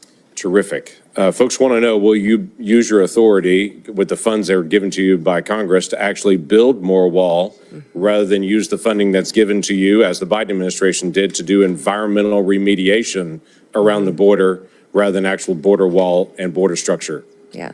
Senator, President Trump has been clear that he wants to build the wall. So do we. So will you use your authority to be able to scan more vehicles? And obviously, we've got to get you the funding to be able to do this, to be able to scan more vehicles and individuals that are carrying fentanyl into our country through our ports of entry. Yes, Senator. We will continue to use technologies, but hopefully be able to use more with the resources that we're granted to scan those vehicles and know what's coming in and out of this country. Last year, FEMA employees during disaster relief were instructed by one of their supervisors that if they see a Trump sign or a Trump flag flying, to skip that house, to not stop by there and tell them what their federal government can do for them. Yeah. Will you allow FEMA employees or any within DHS to politicize their role and to pick and choose who gets help and who doesn't as an American? Senator, under President Trump's administration, disaster and emergency relief will not be handed out with political bias. Every American will be responded to and treated equally. That's what folks want to know. Will you review the Secret Service responsibilities to be able to go back through it and to say, are they focused on their primary mission, or is there something that could distract? Secret Service still chases down financial crimes. They're still chasing down child exploitation. Those are serious things for Treasury or for FBI to do. But there's a question is if that's the first priority for Secret Service. Senator, the Secret Service is in need of dramatic reforms. They do have a protective detail element that is their priority, and also an investigation side. My understanding is that that investigation side is often used to train the protective detailed officers, but clearly they are not focusing on what their true duty is, and it needs to get back onto what they were created for, and that was the protective detail mission in emergency situations that they need to help plan and prepare for and defend. Thank you. This committee made a request to the Secretary of Homeland Security last year, and by the way, also the head of the FBI, to be able to come before this committee and to do what every Secretary of Homeland Security has done for the last 20 years, every single year, unbroken, until last year. And then the Secretary refused to come before this committee in an open session and talk about national threats. Now, the former chairman protested strongly to the Biden administration and DHS. They weren't coming, but they still refused to be able to come. Will you come before this committee and talk about the threats openly so the American people can hear them in a public forum? Yes, Senator. Senator Peters and I discussed this quite a bit in our meeting as well, and I have committed to come and give that briefing to this committee and to the American people. Thank you. We need that. Let me tell you another challenge we've had with Homeland Security in the past 4 years. When we ask for data and for information, we get, I'll get back to you on that. When we ask again and again and again and again, we get the same statement. I'll get back to you on that. Now, I can go down the street to the command center where they actually get the data in live and they have it up on big screens and they're tracking exactly what's happening on the southern border to the minute. But if I ask for what happened last month, they'll say, we're still gathering that data. We're not asking for anything other than what Congress is supposed to get. That's the ability to be able to see data and to have real oversight over DHS. And that has been a failure of this DHS, along with multiple other issues on that. When we request the data for basic things like how many special interest aliens were allowed across the border, if it was last year, we had to find out on our own, it was 70,000 people that were targeted by this administration as a potential national security risk, that were not just found at the border, that were released when they were found at the border. 70,000 people just from last year in the country right now that this administration declared at the border, they're a potential national security risk. Now, I know you're not going to do that, but when we ask for the data and for the information, when we say, how's the National Vetting Center working? Do you have the connection between it to be able to screen individuals there? We're just doing our oversight responsibility. You've served in Congress before and did a great job on that and did oversight. We want to still be able to do the same thing. Will you provide data to this committee so that we can cooperate with you to help? Senator, I will follow the law and be transparent with you and allow you to do the due diligence towards oversight that you are tasked with. I have absolutely no doubt about that, Governor. I have absolutely no doubt. Looking forward to you serving in that role. Thank you. Thank you. Well, congratulations, Governor Noem. You are almost done. Okay. We've been through a lot of questions. I think you've handled the questions very well. And there's going to be, I'm going to ask a couple of questions, and I think the ranking member has a few, and I think we'll be done very shortly. I think a lot of Americans, including some conservatives, misunderstand the First Amendment. They think the First Amendment says that Facebook has to publish my opinion, or the Wall Street Journal has to publish my opinion, or we need to force them to be fair. That's not what the First Amendment's about at all. The First Amendment really doesn't apply to telling private companies what we can or cannot say. YouTube censored me, and I despise their policy. They actually took down speeches I made on the floor. But really, I don't have a legal recourse other than I can complain about YouTube being unfair and not hosting, both sides of an issue. However, with the government, though, there is a rule. The First Amendment specifically says Congress shall pass no law banning or abridging speech. And this is what really got us worried about, what not only the FBI was doing, but the Department of Homeland Security, actually meeting with these companies on a weekly basis. And imagine the chilling effect of this. Imagine that there are cameras here, that they're going to end their filming of this interview and then decide, well, what she said or what he said really was misinformation and we should edit that out. Can you imagine? It's just hard for me to imagine that the media has not, which once defended the First Amendment, hasn't been in more of an uproar over the government meeting with the media to decide things. Some of this we didn't know, and then Elon Musk bought Twitter. People asked him, they said, well, you've paid $44 billion for Twitter, isn't that too much? And he said, I paid $44 billion to defend free speech. And it's been an amazing service, not only to open up the forum to more viewpoints, but to point out what the government was doing. In this last week, we heard from Mark Zuckerberg, who said that the pushiness, the coerciveness of government meeting with them was unprecedented, and that they pushed back. But he also said worse than them just sort of telling him he should restrict speech, they also threatened him. They threatened to come after him through antitrust law. They threatened to remove parts of, Section 230 of the liability protection. Just to imagine this bully nature of government.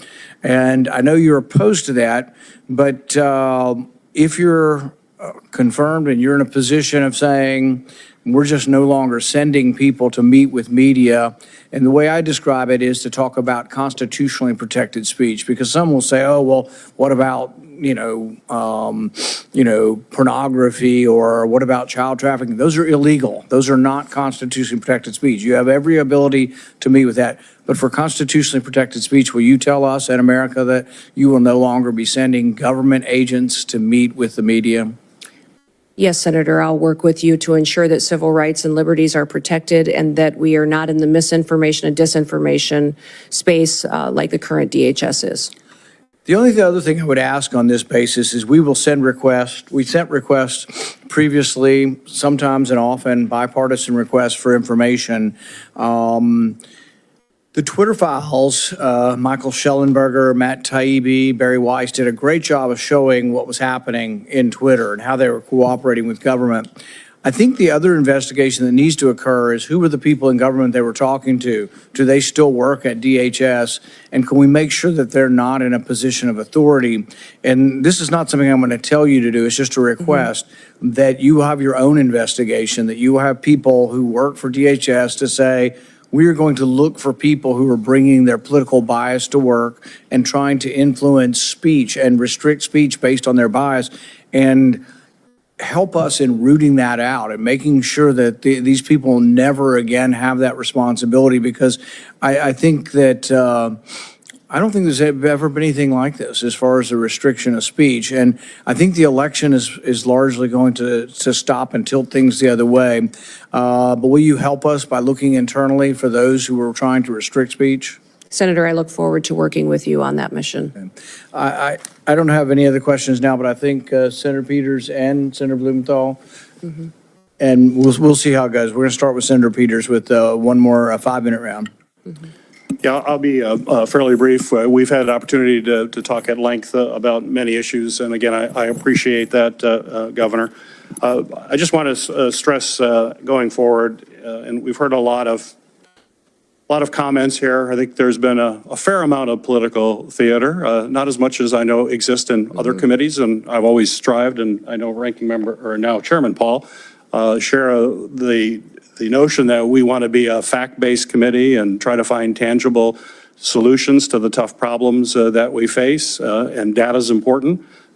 We've heard a lot of numbers being thrown around here, and I don't have time to go through and challenge those numbers. Some of them we don't even know where they came from. I don't think that's helpful to the very important mission, if confirmed, that you're going to be dealing with. So I hope in the future that we're actually dealing with facts. You've mentioned many times that you do want to deal with facts and real data. And again, we heard a lot here that's not real data, and we should not operate that way. And if confirmed, when we move forward, I'm going to look forward to working with you based on the facts and understand where the real threats are, how we need to appropriate resources to make sure we're meeting those threats. And let's take this hyper-partisanship out of such an important issue of Homeland Security.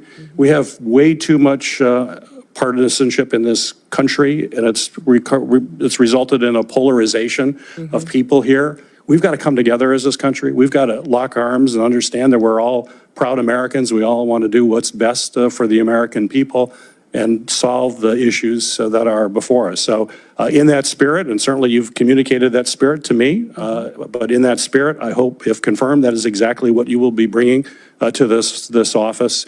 And let's move away from of this toxic political environment that we have in the country and celebrate what's great about our country and the spirit of bringing the American people together. So I have one question before we turn it over to other members. As a member of this committee, as well as the Armed Services Committee, I've focused a great deal on the safe integration of drones in our airspace. While addressing the growing threats that drones possess. We certainly see what drones are doing in changing the face of warfare, whether it's in Ukraine and other battlefields around the world. We are very concerned about the weaponization of those drones and what it could mean to the security here in the United States. I've proposed comprehensive legislation to extend authorities beyond just the FBI and DOJ and Homeland Security to local law enforcement. You mentioned in your comments about security for the Super Bowl, which is incredibly important. But we have to remember that that threat exists for all games. In fact, one of the biggest supporters of my legislation is the NFL. In fact, we just had a recent playoff game that was delayed because of drones that flew into that playoff game. We are very concerned that you could have a drone with a grenade or an explosive device, which would be absolutely catastrophic. It's absolutely essential that we address this threat. What we're seeing around the world and what we're seeing in daily activities should be a concern. I think this is just a matter of time. It's not if, it's when. And we need to be on the front end of that. And with that in mind, I want to remind folks that Congress just recently extended critical counter UAS authority, counter drone authority, only for a short time basis for the 12th time. We only do these little tiny short-term extensions, and we aren't dealing with the problem comprehensively as we should. And those are going to expire on March 14th, a very short time from now. And so my question for you, Governor, is if confirmed as DH Secretary, will you commit to working with me and my colleagues to pass durable, long-term authorities that will protect this country from what is a real threat and it's just a matter of time? And I don't want to have a horrible incident occur and people wonder why we didn't take action beforehand. So please address that. Senator, I look forward to working with you in this committee to address the threats we may face and the usage of drones in this country and in relation to our national security interests and our homeland security interests. So thank you for bringing up the conversation today, because it is one of the areas within DHS that we have a responsibility to address in cooperation with Congress. And my first comments, I'm bringing people together. Please comment on that. Oh, well, thank you, I didn't sir. ask that question, Yes, but no. it's in my 24 seconds left. I'm looking forward to working with everyone, Republicans and Democrats, and everyone else in between that in this country that is focused on keeping America safe and secure for our future. I would just point, Senator, to my background and my history. When I came to Congress, I worked with Republicans and Democrats on both sides of the aisle on many pieces of legislation and was very happy to do so and focus on priorities on where we could agreement, knowing we may disagree on some issues, but there was areas where we could keep the federal government accountable and do due diligence by the people that pay their taxes and get up and go to work every single day. As governor as well, I was governor for every single person in the state of South Dakota, and they were my #1 priority, and everyone knew there that it didn't matter if you were Republican or Democrat, that my focus was on them and keeping our state thriving and free. So I look forward to continuing the work that I always have to be coming up with solutions and in a bipartisan manner. And hopefully my visits to your office and conversations reflected that and my intention on how I would conduct the role as the Department of Homeland Security Secretary. Got a brief follow-up to that. Sure. So it's data Yes. and facts that we can all agree on that drive our policy and not political theater. Would you agree? Well, certainly, sir, we need to be addressing facts and information rather than political theater. We also need to speak truth to facts. So I think it's important that we're willing to confront our challenges head on and have those conversations. And you'll see me back at your office door very soon to continue our work together. Very good. Thank you. And I want to second basically what Senator Peters has said, like on records requests, I've told him, and I plan on it, it's going to be administration of my party, but if he wants records and they're legitimate records, we're going to sign requests together and we'd like to get the records. It also helps though, and I think Senator Langford mentioned this, is you ask a question, not you, but to the administration or any administration, they're like, oh yeah, we'll get back to you on it. Many times I've even asked in advance, and I would suggest that we ask in advance together. We ask in advance. If you're coming in a month, we say we want this data, be prepared to talk about it.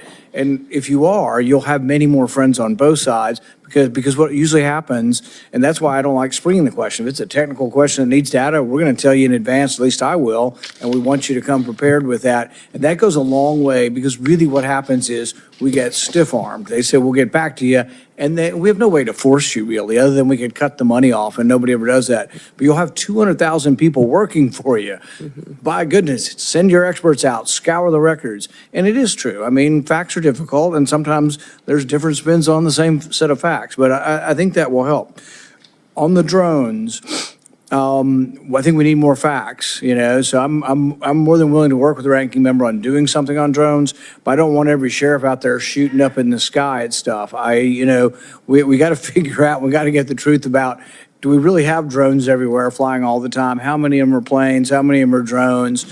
And let's go through this, and then let's figure out. And then let's talk about how we bring drones down. If we interrupt and collect a lot of cellular signal through that, are we doing it with a warrant? What are we going to do with all the Americans' data that we've collected to take down drones? If we have to take a whole cell tower's worth of data, there's a lot of innocent people's data is going to be collected in that. Is that being gotten rid of? So I think there are ways we can get to the right place. Everybody, obviously, nobody wants drones coming down. And the only other thing that I'd add on drones before I turn it over to Senator Langford is, look, I'm all for the NFL being protected, the Super Bowl being protected.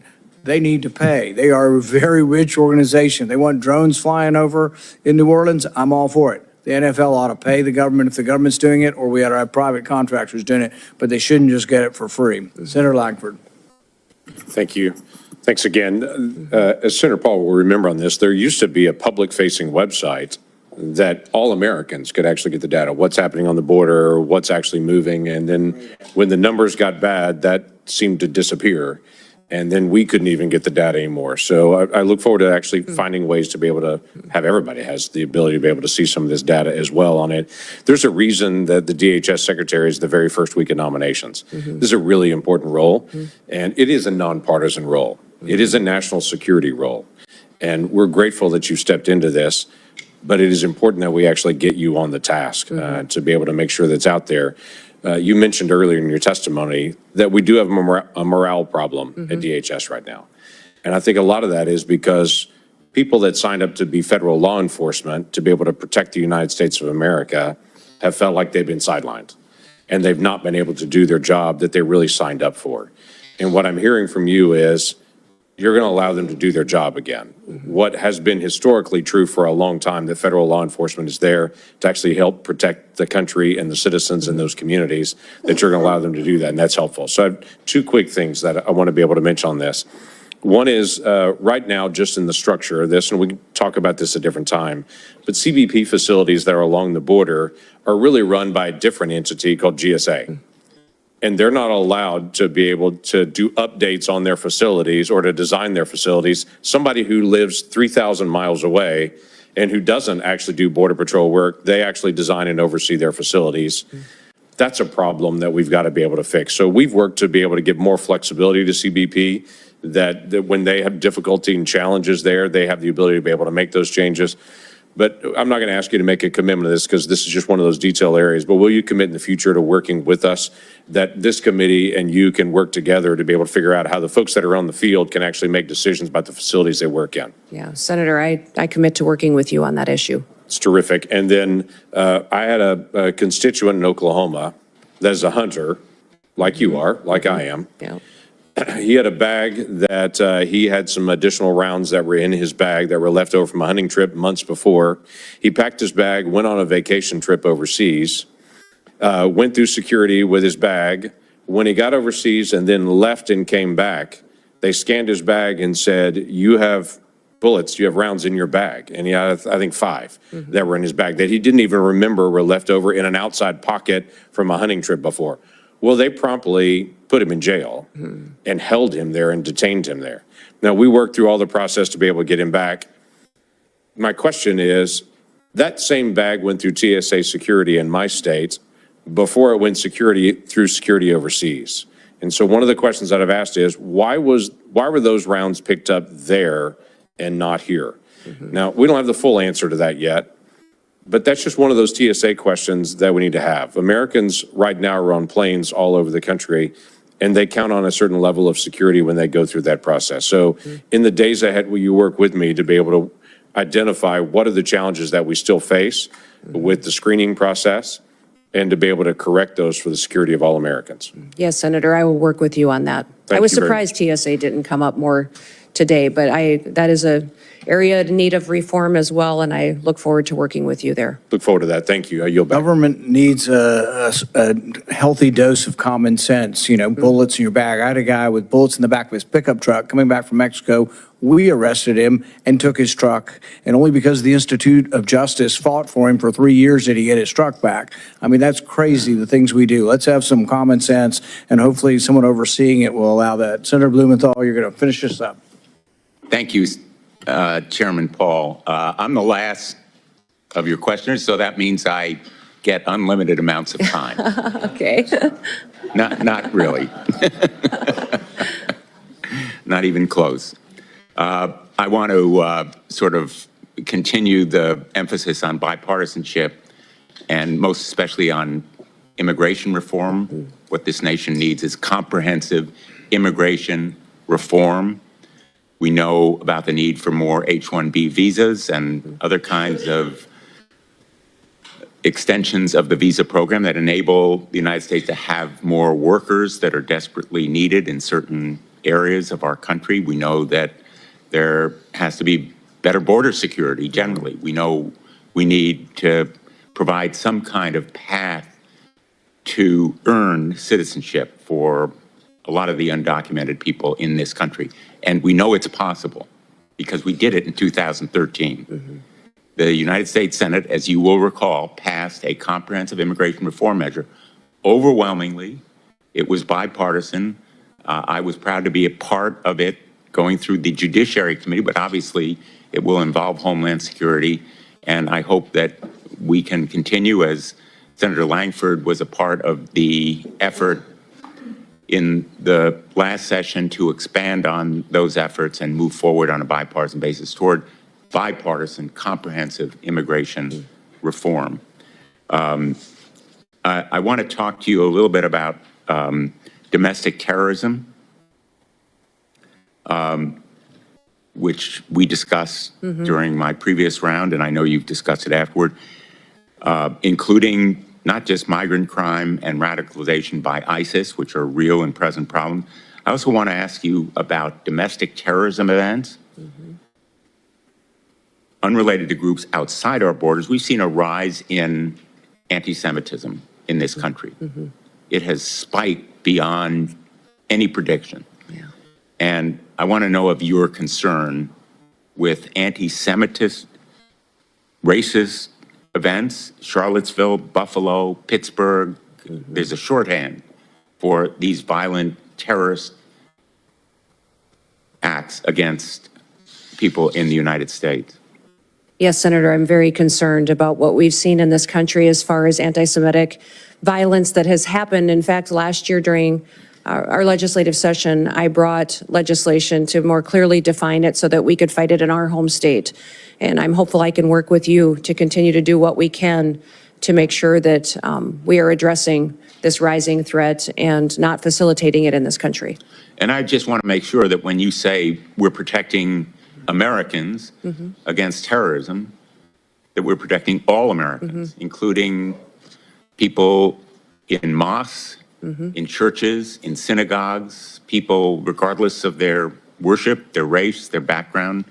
We need to protect all Americans from anti-Semitism, racism, Islamophobia. I hope you'll commit to that effort. Yes, correct. Thank you, Senator, and I look forward to working with you to do that. In my closing minute and a half, I just want to call your attention to an effort that I've led to help reunite children with their parents, children who were separated as a result of the so-called family separation policy in the last administration.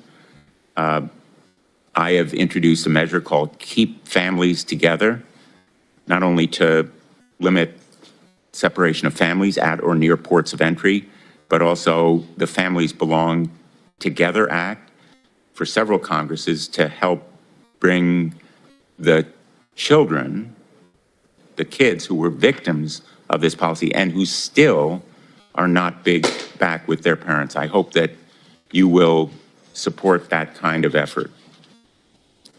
Senator, the Trump administration never had a family separation policy. They had a zero tolerance policy, which said that our laws would be followed.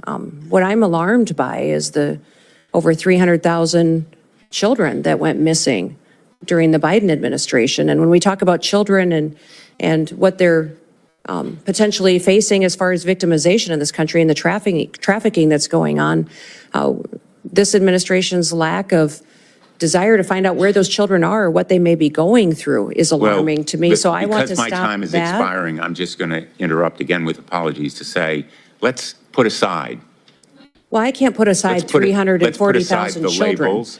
Let's put aside what happened in the past. There are still 1,000 children who are separated and waiting to be reunited. I'd like your commitment that you're going to continue the effort to reunite them with their parents. Senator, keeping families together is critically important to me and to this country. I'm concerned about Laken Riley's family, that they no longer have her.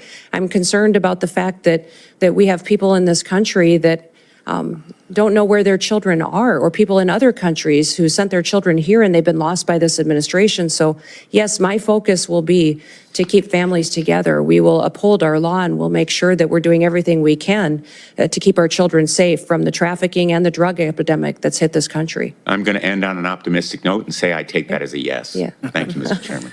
Thank you. Thank you for your testimony. The nominee.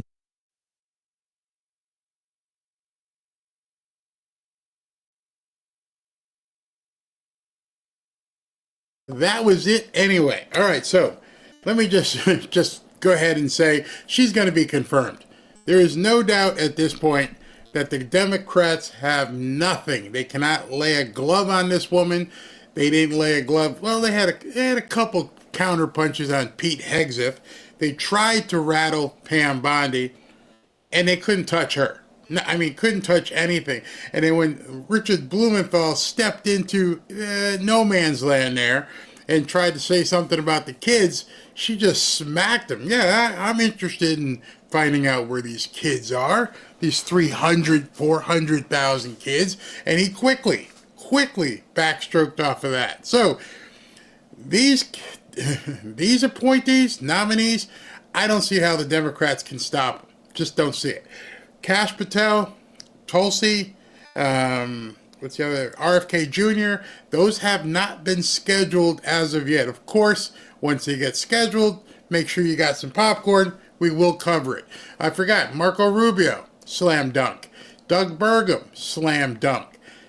Scott Bessent, the Treasury guy, slam dunk. There is now no reason for any of these people not to be confirmed. Trump is going to have the bulk of his cabinet. They must be at this point coalescing as a group, a beaten, wounded, bleeding group of Democrats who are going to put their flag and make their final stand against Kash Patel. That's the only thing they have left at this point. And there may be a few Republicans, Lisa Murkowski, Susan Collins, who may jump ship, but I think there's going to be enough there to confirm Kash Patel. It's 53-47 right now, so they can afford to lose, two of them. And then if they had to get to a tie, J.D. Vance would break the tie. And then if it looks like it's not going to get confirmed, go with the recess appointment. Don't give in on Kash Patel. She's it. She's definitely it. Some news happened while we were doing it. You saw the breaking scroll. But before we, adjourn for the afternoon, I wanted to bring your attention to these things because, oh boy. All right, so first thing you saw in the scroll while we were listening to these people stammer on is Trump posted this and said, just spoke to Chairman Xi Jinping of China. The call was a very good one for both China and the United States. It is my expectation that we will solve many problems together and starting immediately. We discussed balancing trade, the fentanyl problem, TikTok, and many other subjects. President Xi and I will do everything possible to make the world more peaceful and safe. Now, some people don't really think that Trump can get that done. I personally think that Trump can and will get that done. Then, in addition to that, this happened today. The Supreme Court upholds the law that was passed by Congress in a bipartisan manner, signed into law by Joe Biden last April, to find a new buyer within 270 days. The Supreme Court has now ruled that that law stands. What happens to the app, however, is a wide open question. And this was a pretty momentous discussion. And in fact, we just heard from President-elect Trump through Truth Social that he spoke to President Xi this morning, of course, the president of China, which owns the TikTok app. And this did come up. We don't know what was discussed, but it did come up. Okay, so full disclosure, as much as I am into digital media, I am not on TikTok. I don't know, there might be some imposter accounts, but I am not on TikTok. I don't even have the app on my phone. Just want nothing to do with it. But there are a lot of people, including a lot of conservatives, including Trump, who use TikTok. And there are some people who make a good amount of money on TikTok. And on Sunday, that's all going away unless Trump decides to do something. So he posted, where'd that go? He posted this. And he says, let me bring this up on this screen.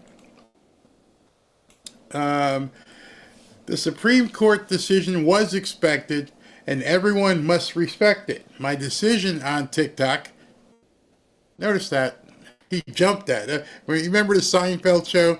Yada, yada, yada. Everyone must respect it. My decision? Well, what do you mean? What do you mean? Your decision. I love subtleness of what Trump says. Yeah, Supreme Court did it. It was expected. You got to respect it. But my decision, so there's something in the works. My decision on TikTok will be made in the not too distant future, but I must have time to review the situation. Stay tuned. Something's happening. I mean, you can read the subtitle that I'm working on a deal. I am working on a deal with somebody. So he talked to Xi Jinping. He tells you, yeah, Supreme Court decision is what it is. I understand that's the law of the land. But my decision is coming real soon, which means based upon the Supreme Court decision, it shuts down or it goes dark unless it's sold. So there's not much you can do. It falls upon Trump, whoever's in his Department of Justice at that time, to make sure that they go ahead and address it. Pam Bondi will not be confirmed by Sunday. So it must mean he's got somebody in place or knows or is putting together some sort of deal to have this thing purchased. And at that point, he will announce on Monday or Sunday that there's a deal to have TikTok purchased, and they're going to hold off on, the enforcement until the purchase goes through. Count on it. Count on it in the next 24 to 36 hours. Trump makes an announcement. He has brokered a deal for somebody to buy TikTok, and they're going to hold off on shutting it down. They're going to go to the Supreme Court and say, here's a document. It's being sold. We're going to need about a week to get this thing consummated. Guarantee you. I'm sticking my neck out there. You can go ahead and write that down right now. In the next 2 or 3 days, Trump will say he secured a deal, or brokered a deal rather, to have TikTok purchased. And if China, Xi Jinping, and ByteDance, who owns TikTok, don't want to play, I don't think I'll have any problem going, all right, well, shut it down. He's in a perfect situation that any businessman would want to be in. Just imagine you were trying to buy something and the people on the other side didn't have any options.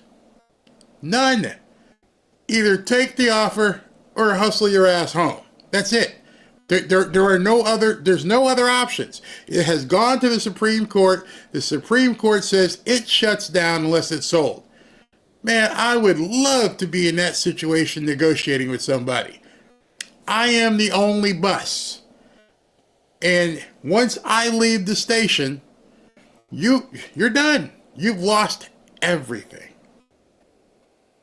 Imagine being in that kind of position negotiating anything. Somebody wants to sell a house. Somebody wants to sell a building, a car, anything. I am your only hope. There is nobody behind me. If I leave this table, you're screwed. That's it. Sign a frickin' paper. But sign the friggin' paper. That is, I can't even imagine having that kind of power in a negotiation. And you're the president. See, this guy here wants to buy this.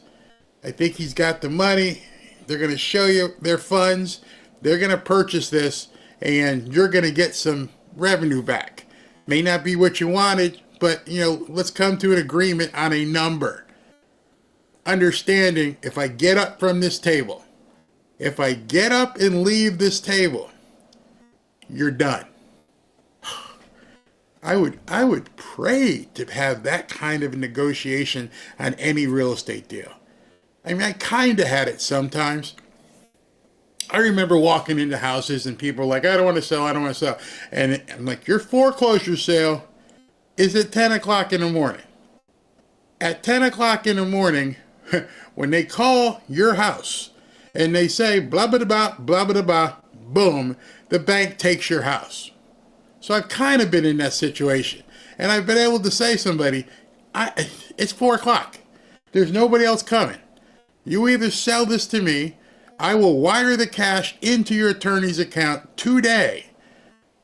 And your attorney can then run into court and say, stop the sale. We have sold the property and we're going to make the bank whole.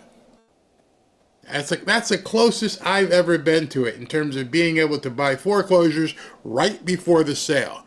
I would wait often and say, okay, what time's the sale? It's 11 o'clock on Friday. Okay, should we put the offer in yet? Nope, wait. But it's 3 o'clock on Wednesday. Wait. Make the appointment Friday at about 2 o'clock. And we will go in and knowing this guy has a death sentence on Monday morning.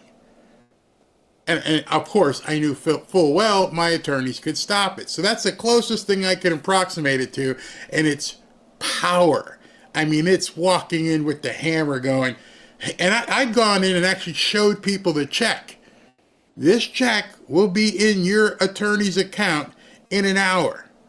Here's a check for X with zeros on it. We will wire it to your attorney's account. But when I leave here, it's over. That's what he's doing with TikTok. Personally, I've got no, what do you call it? No dog in this fight. I don't care about TikTok, but that's what's going to happen. Let's see here. I wouldn't buy it. Backdoors. Have someone make another app once people stop using the CCP app. Move it. Yeah, I like I said, I never used it. Never wanted to use it. Had no desire to ever put it on my phone.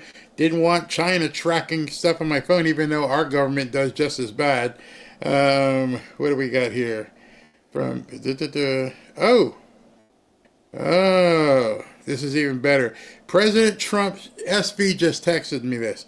President Trump's inauguration is moving indoors amid extremely cold temperatures expected on the 20th.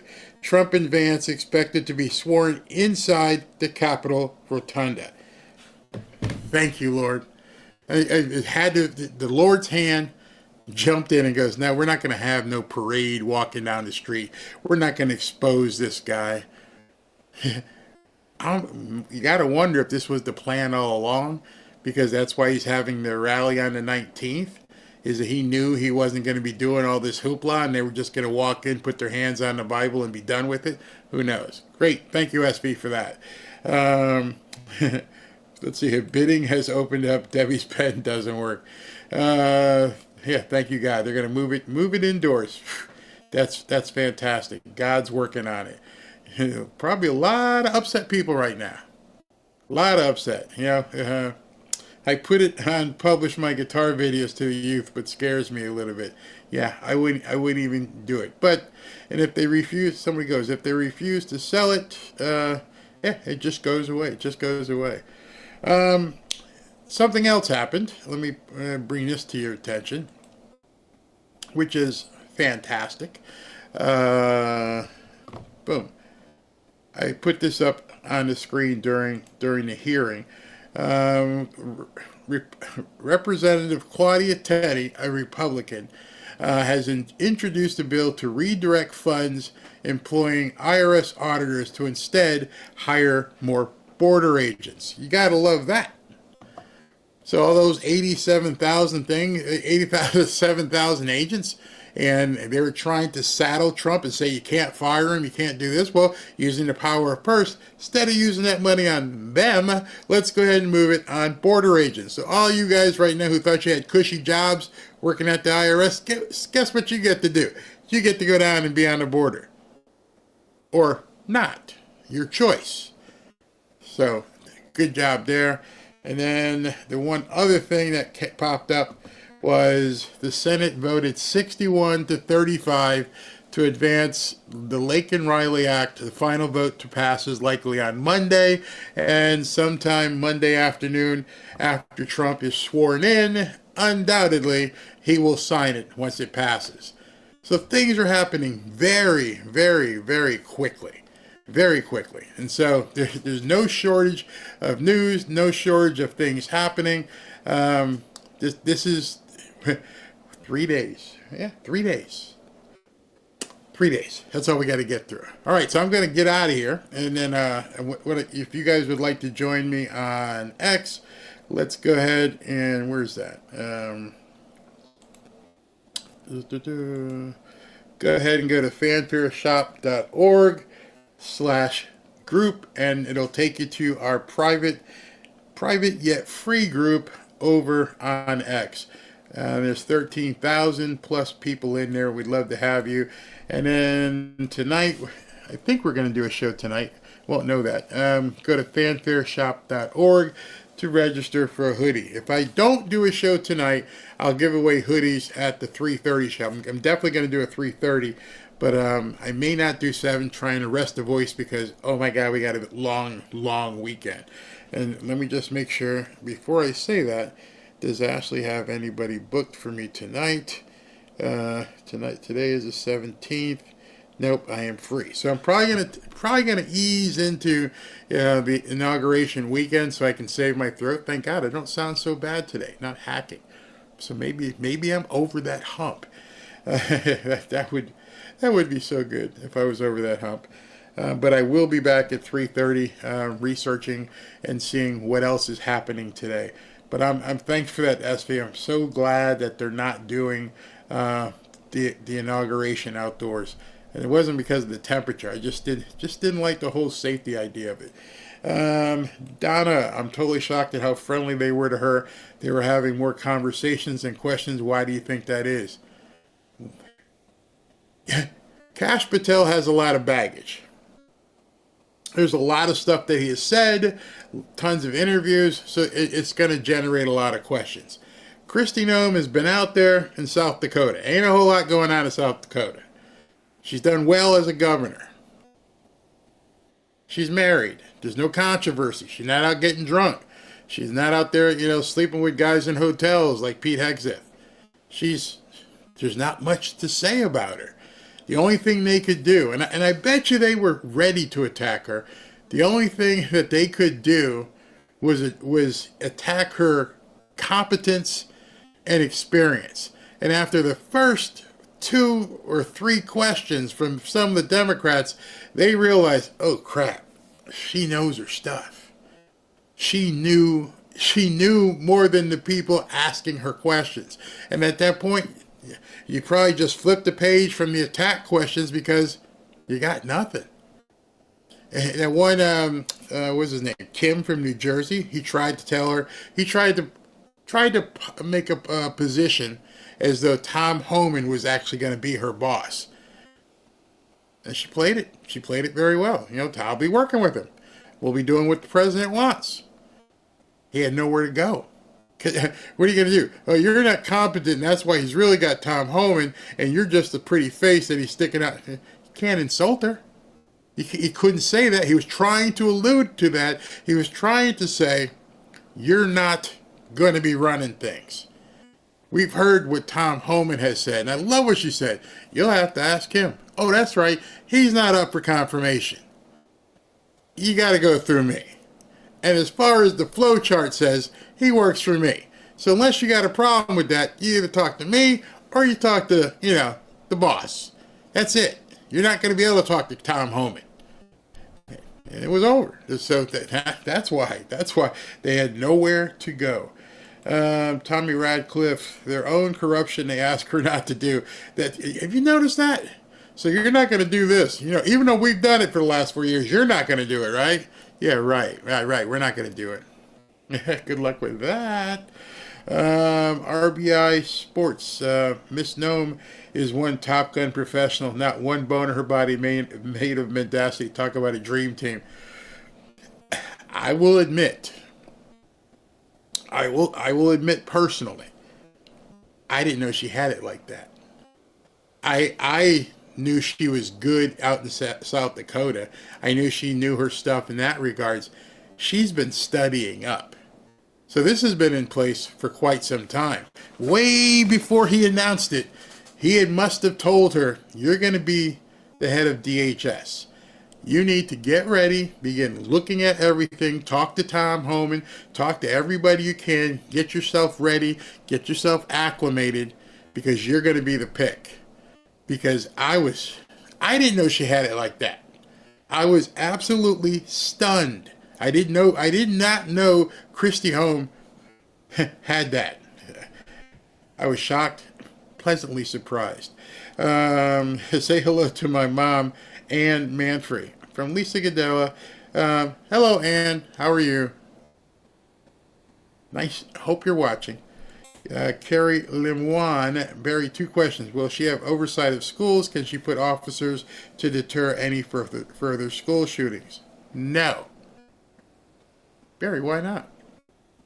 Well, if you've been playing this game at home, you know that Trump is going to put education back to the states. So her as a federal agent, basically running Homeland Security, it won't be under her auspices.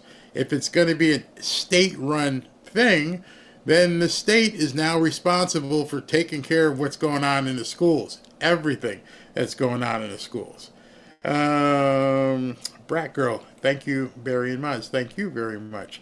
Let's see what we got here. Tommy again. Bell's about to ring. Recess time to play. He may not need the recess. Like I said, who's out there? Murkowski? Collins? Who are the right now? Wait a minute. So if it's 53 to 47, if you lost three Republicans and got no Democrats, you're at 50-50, and J.D. Vance breaks the tie. Who are the 3 that are going to vote against any of these people? So even if you said it was Murkowski and Collins, who's that third person that's going to stick their neck on the line? And don't doubt that John Fetterman might be a poison pill for the Dems. So if you get three, you're going to need 4 Republicans, because I'm pretty sure Fetterman's going to vote positive on some of these people. Barb Johnson says, why the uptick in domestic terrorist chatter? What are they planning? I think we can feel confident in knowing what they're planning. They want all hell to break loose. Tommy says, Mayorkas was a tool for the NWO. Yeah, you're going to see him get a pardon. He has to. He has to get a pardon. Maria, remember, no amount of water or fire extinguishing foam can put out an EV on fire. California has a lot of EV owners, no doubt, some in areas on fire. Special blankets are required. Didn't know that. Did not know that. Tommy, but Judge and Austin are headed back to Pook Corner with Winnie and Christopher Robin. They don't like them either. Pete turns back into the rabbit. Ineptitude. Beth, do you have a P.O. box or a virtual mailing address? Yeah, Beth, I'll send you the mailing address. I think it's in the description. If not, I'll send it to you. Nikki C, thank you very much. Carrie Lemoine again. Barry, great show. I bet she finds a lot of those children. Said not all of them, but better than Mayorkas. We're going to have Zach Apotheker on Sunday. I forget which time Ashley's got him booked for during the rally day. We're going to talk about that. Hopefully he's been in contact with Tom Homan to get his job back. Carrie Lemoine, let cash get in and close FBI and let them open GBI, the Government Bureau of Investigation, and go after the real criminals. I'm down with that. And Tommy, morning, sorry for my harshness last night. Really dislike Pencil Neck, Lizard Man, and Durbin. Their disrespect of Pam was bad. Peace and love. No, you weren't harsh. Not harsh at all, brother. Feelings are feelings. And let's see here. Carrie again. Barry, thank you. Both sons now interested in government because they're watching with enthusiasm. Very, very good. Congratulations. Jeanette, thank you. Brad Crane, Barry, and with movie, Rosebud, what movie? Barry, B and with movie. Not sure what you mean. You have to let me know what you mean by that. And Ernest Spencer, thank you very, very much. All right, so we're going to see you guys at 3:30, and then we'll go ahead and figure out, the news at that point, which I'm sure is going to break. I'm pretty sure. Even if nothing breaks, there's a whole lot of stuff I have compiled already. So we'll see you at 3:30. Thanks for tuning in early this morning. Got your coffee. Now go have some lunch, and let's have some fun this afternoon. Don't forget to register for the hoodies. Where's the thing here, the button I'm looking for? There it is. All right, so I'll see you guys at 3:30. Thanks for tuning in. They couldn't lay a glove on her. She's going to get confirmed.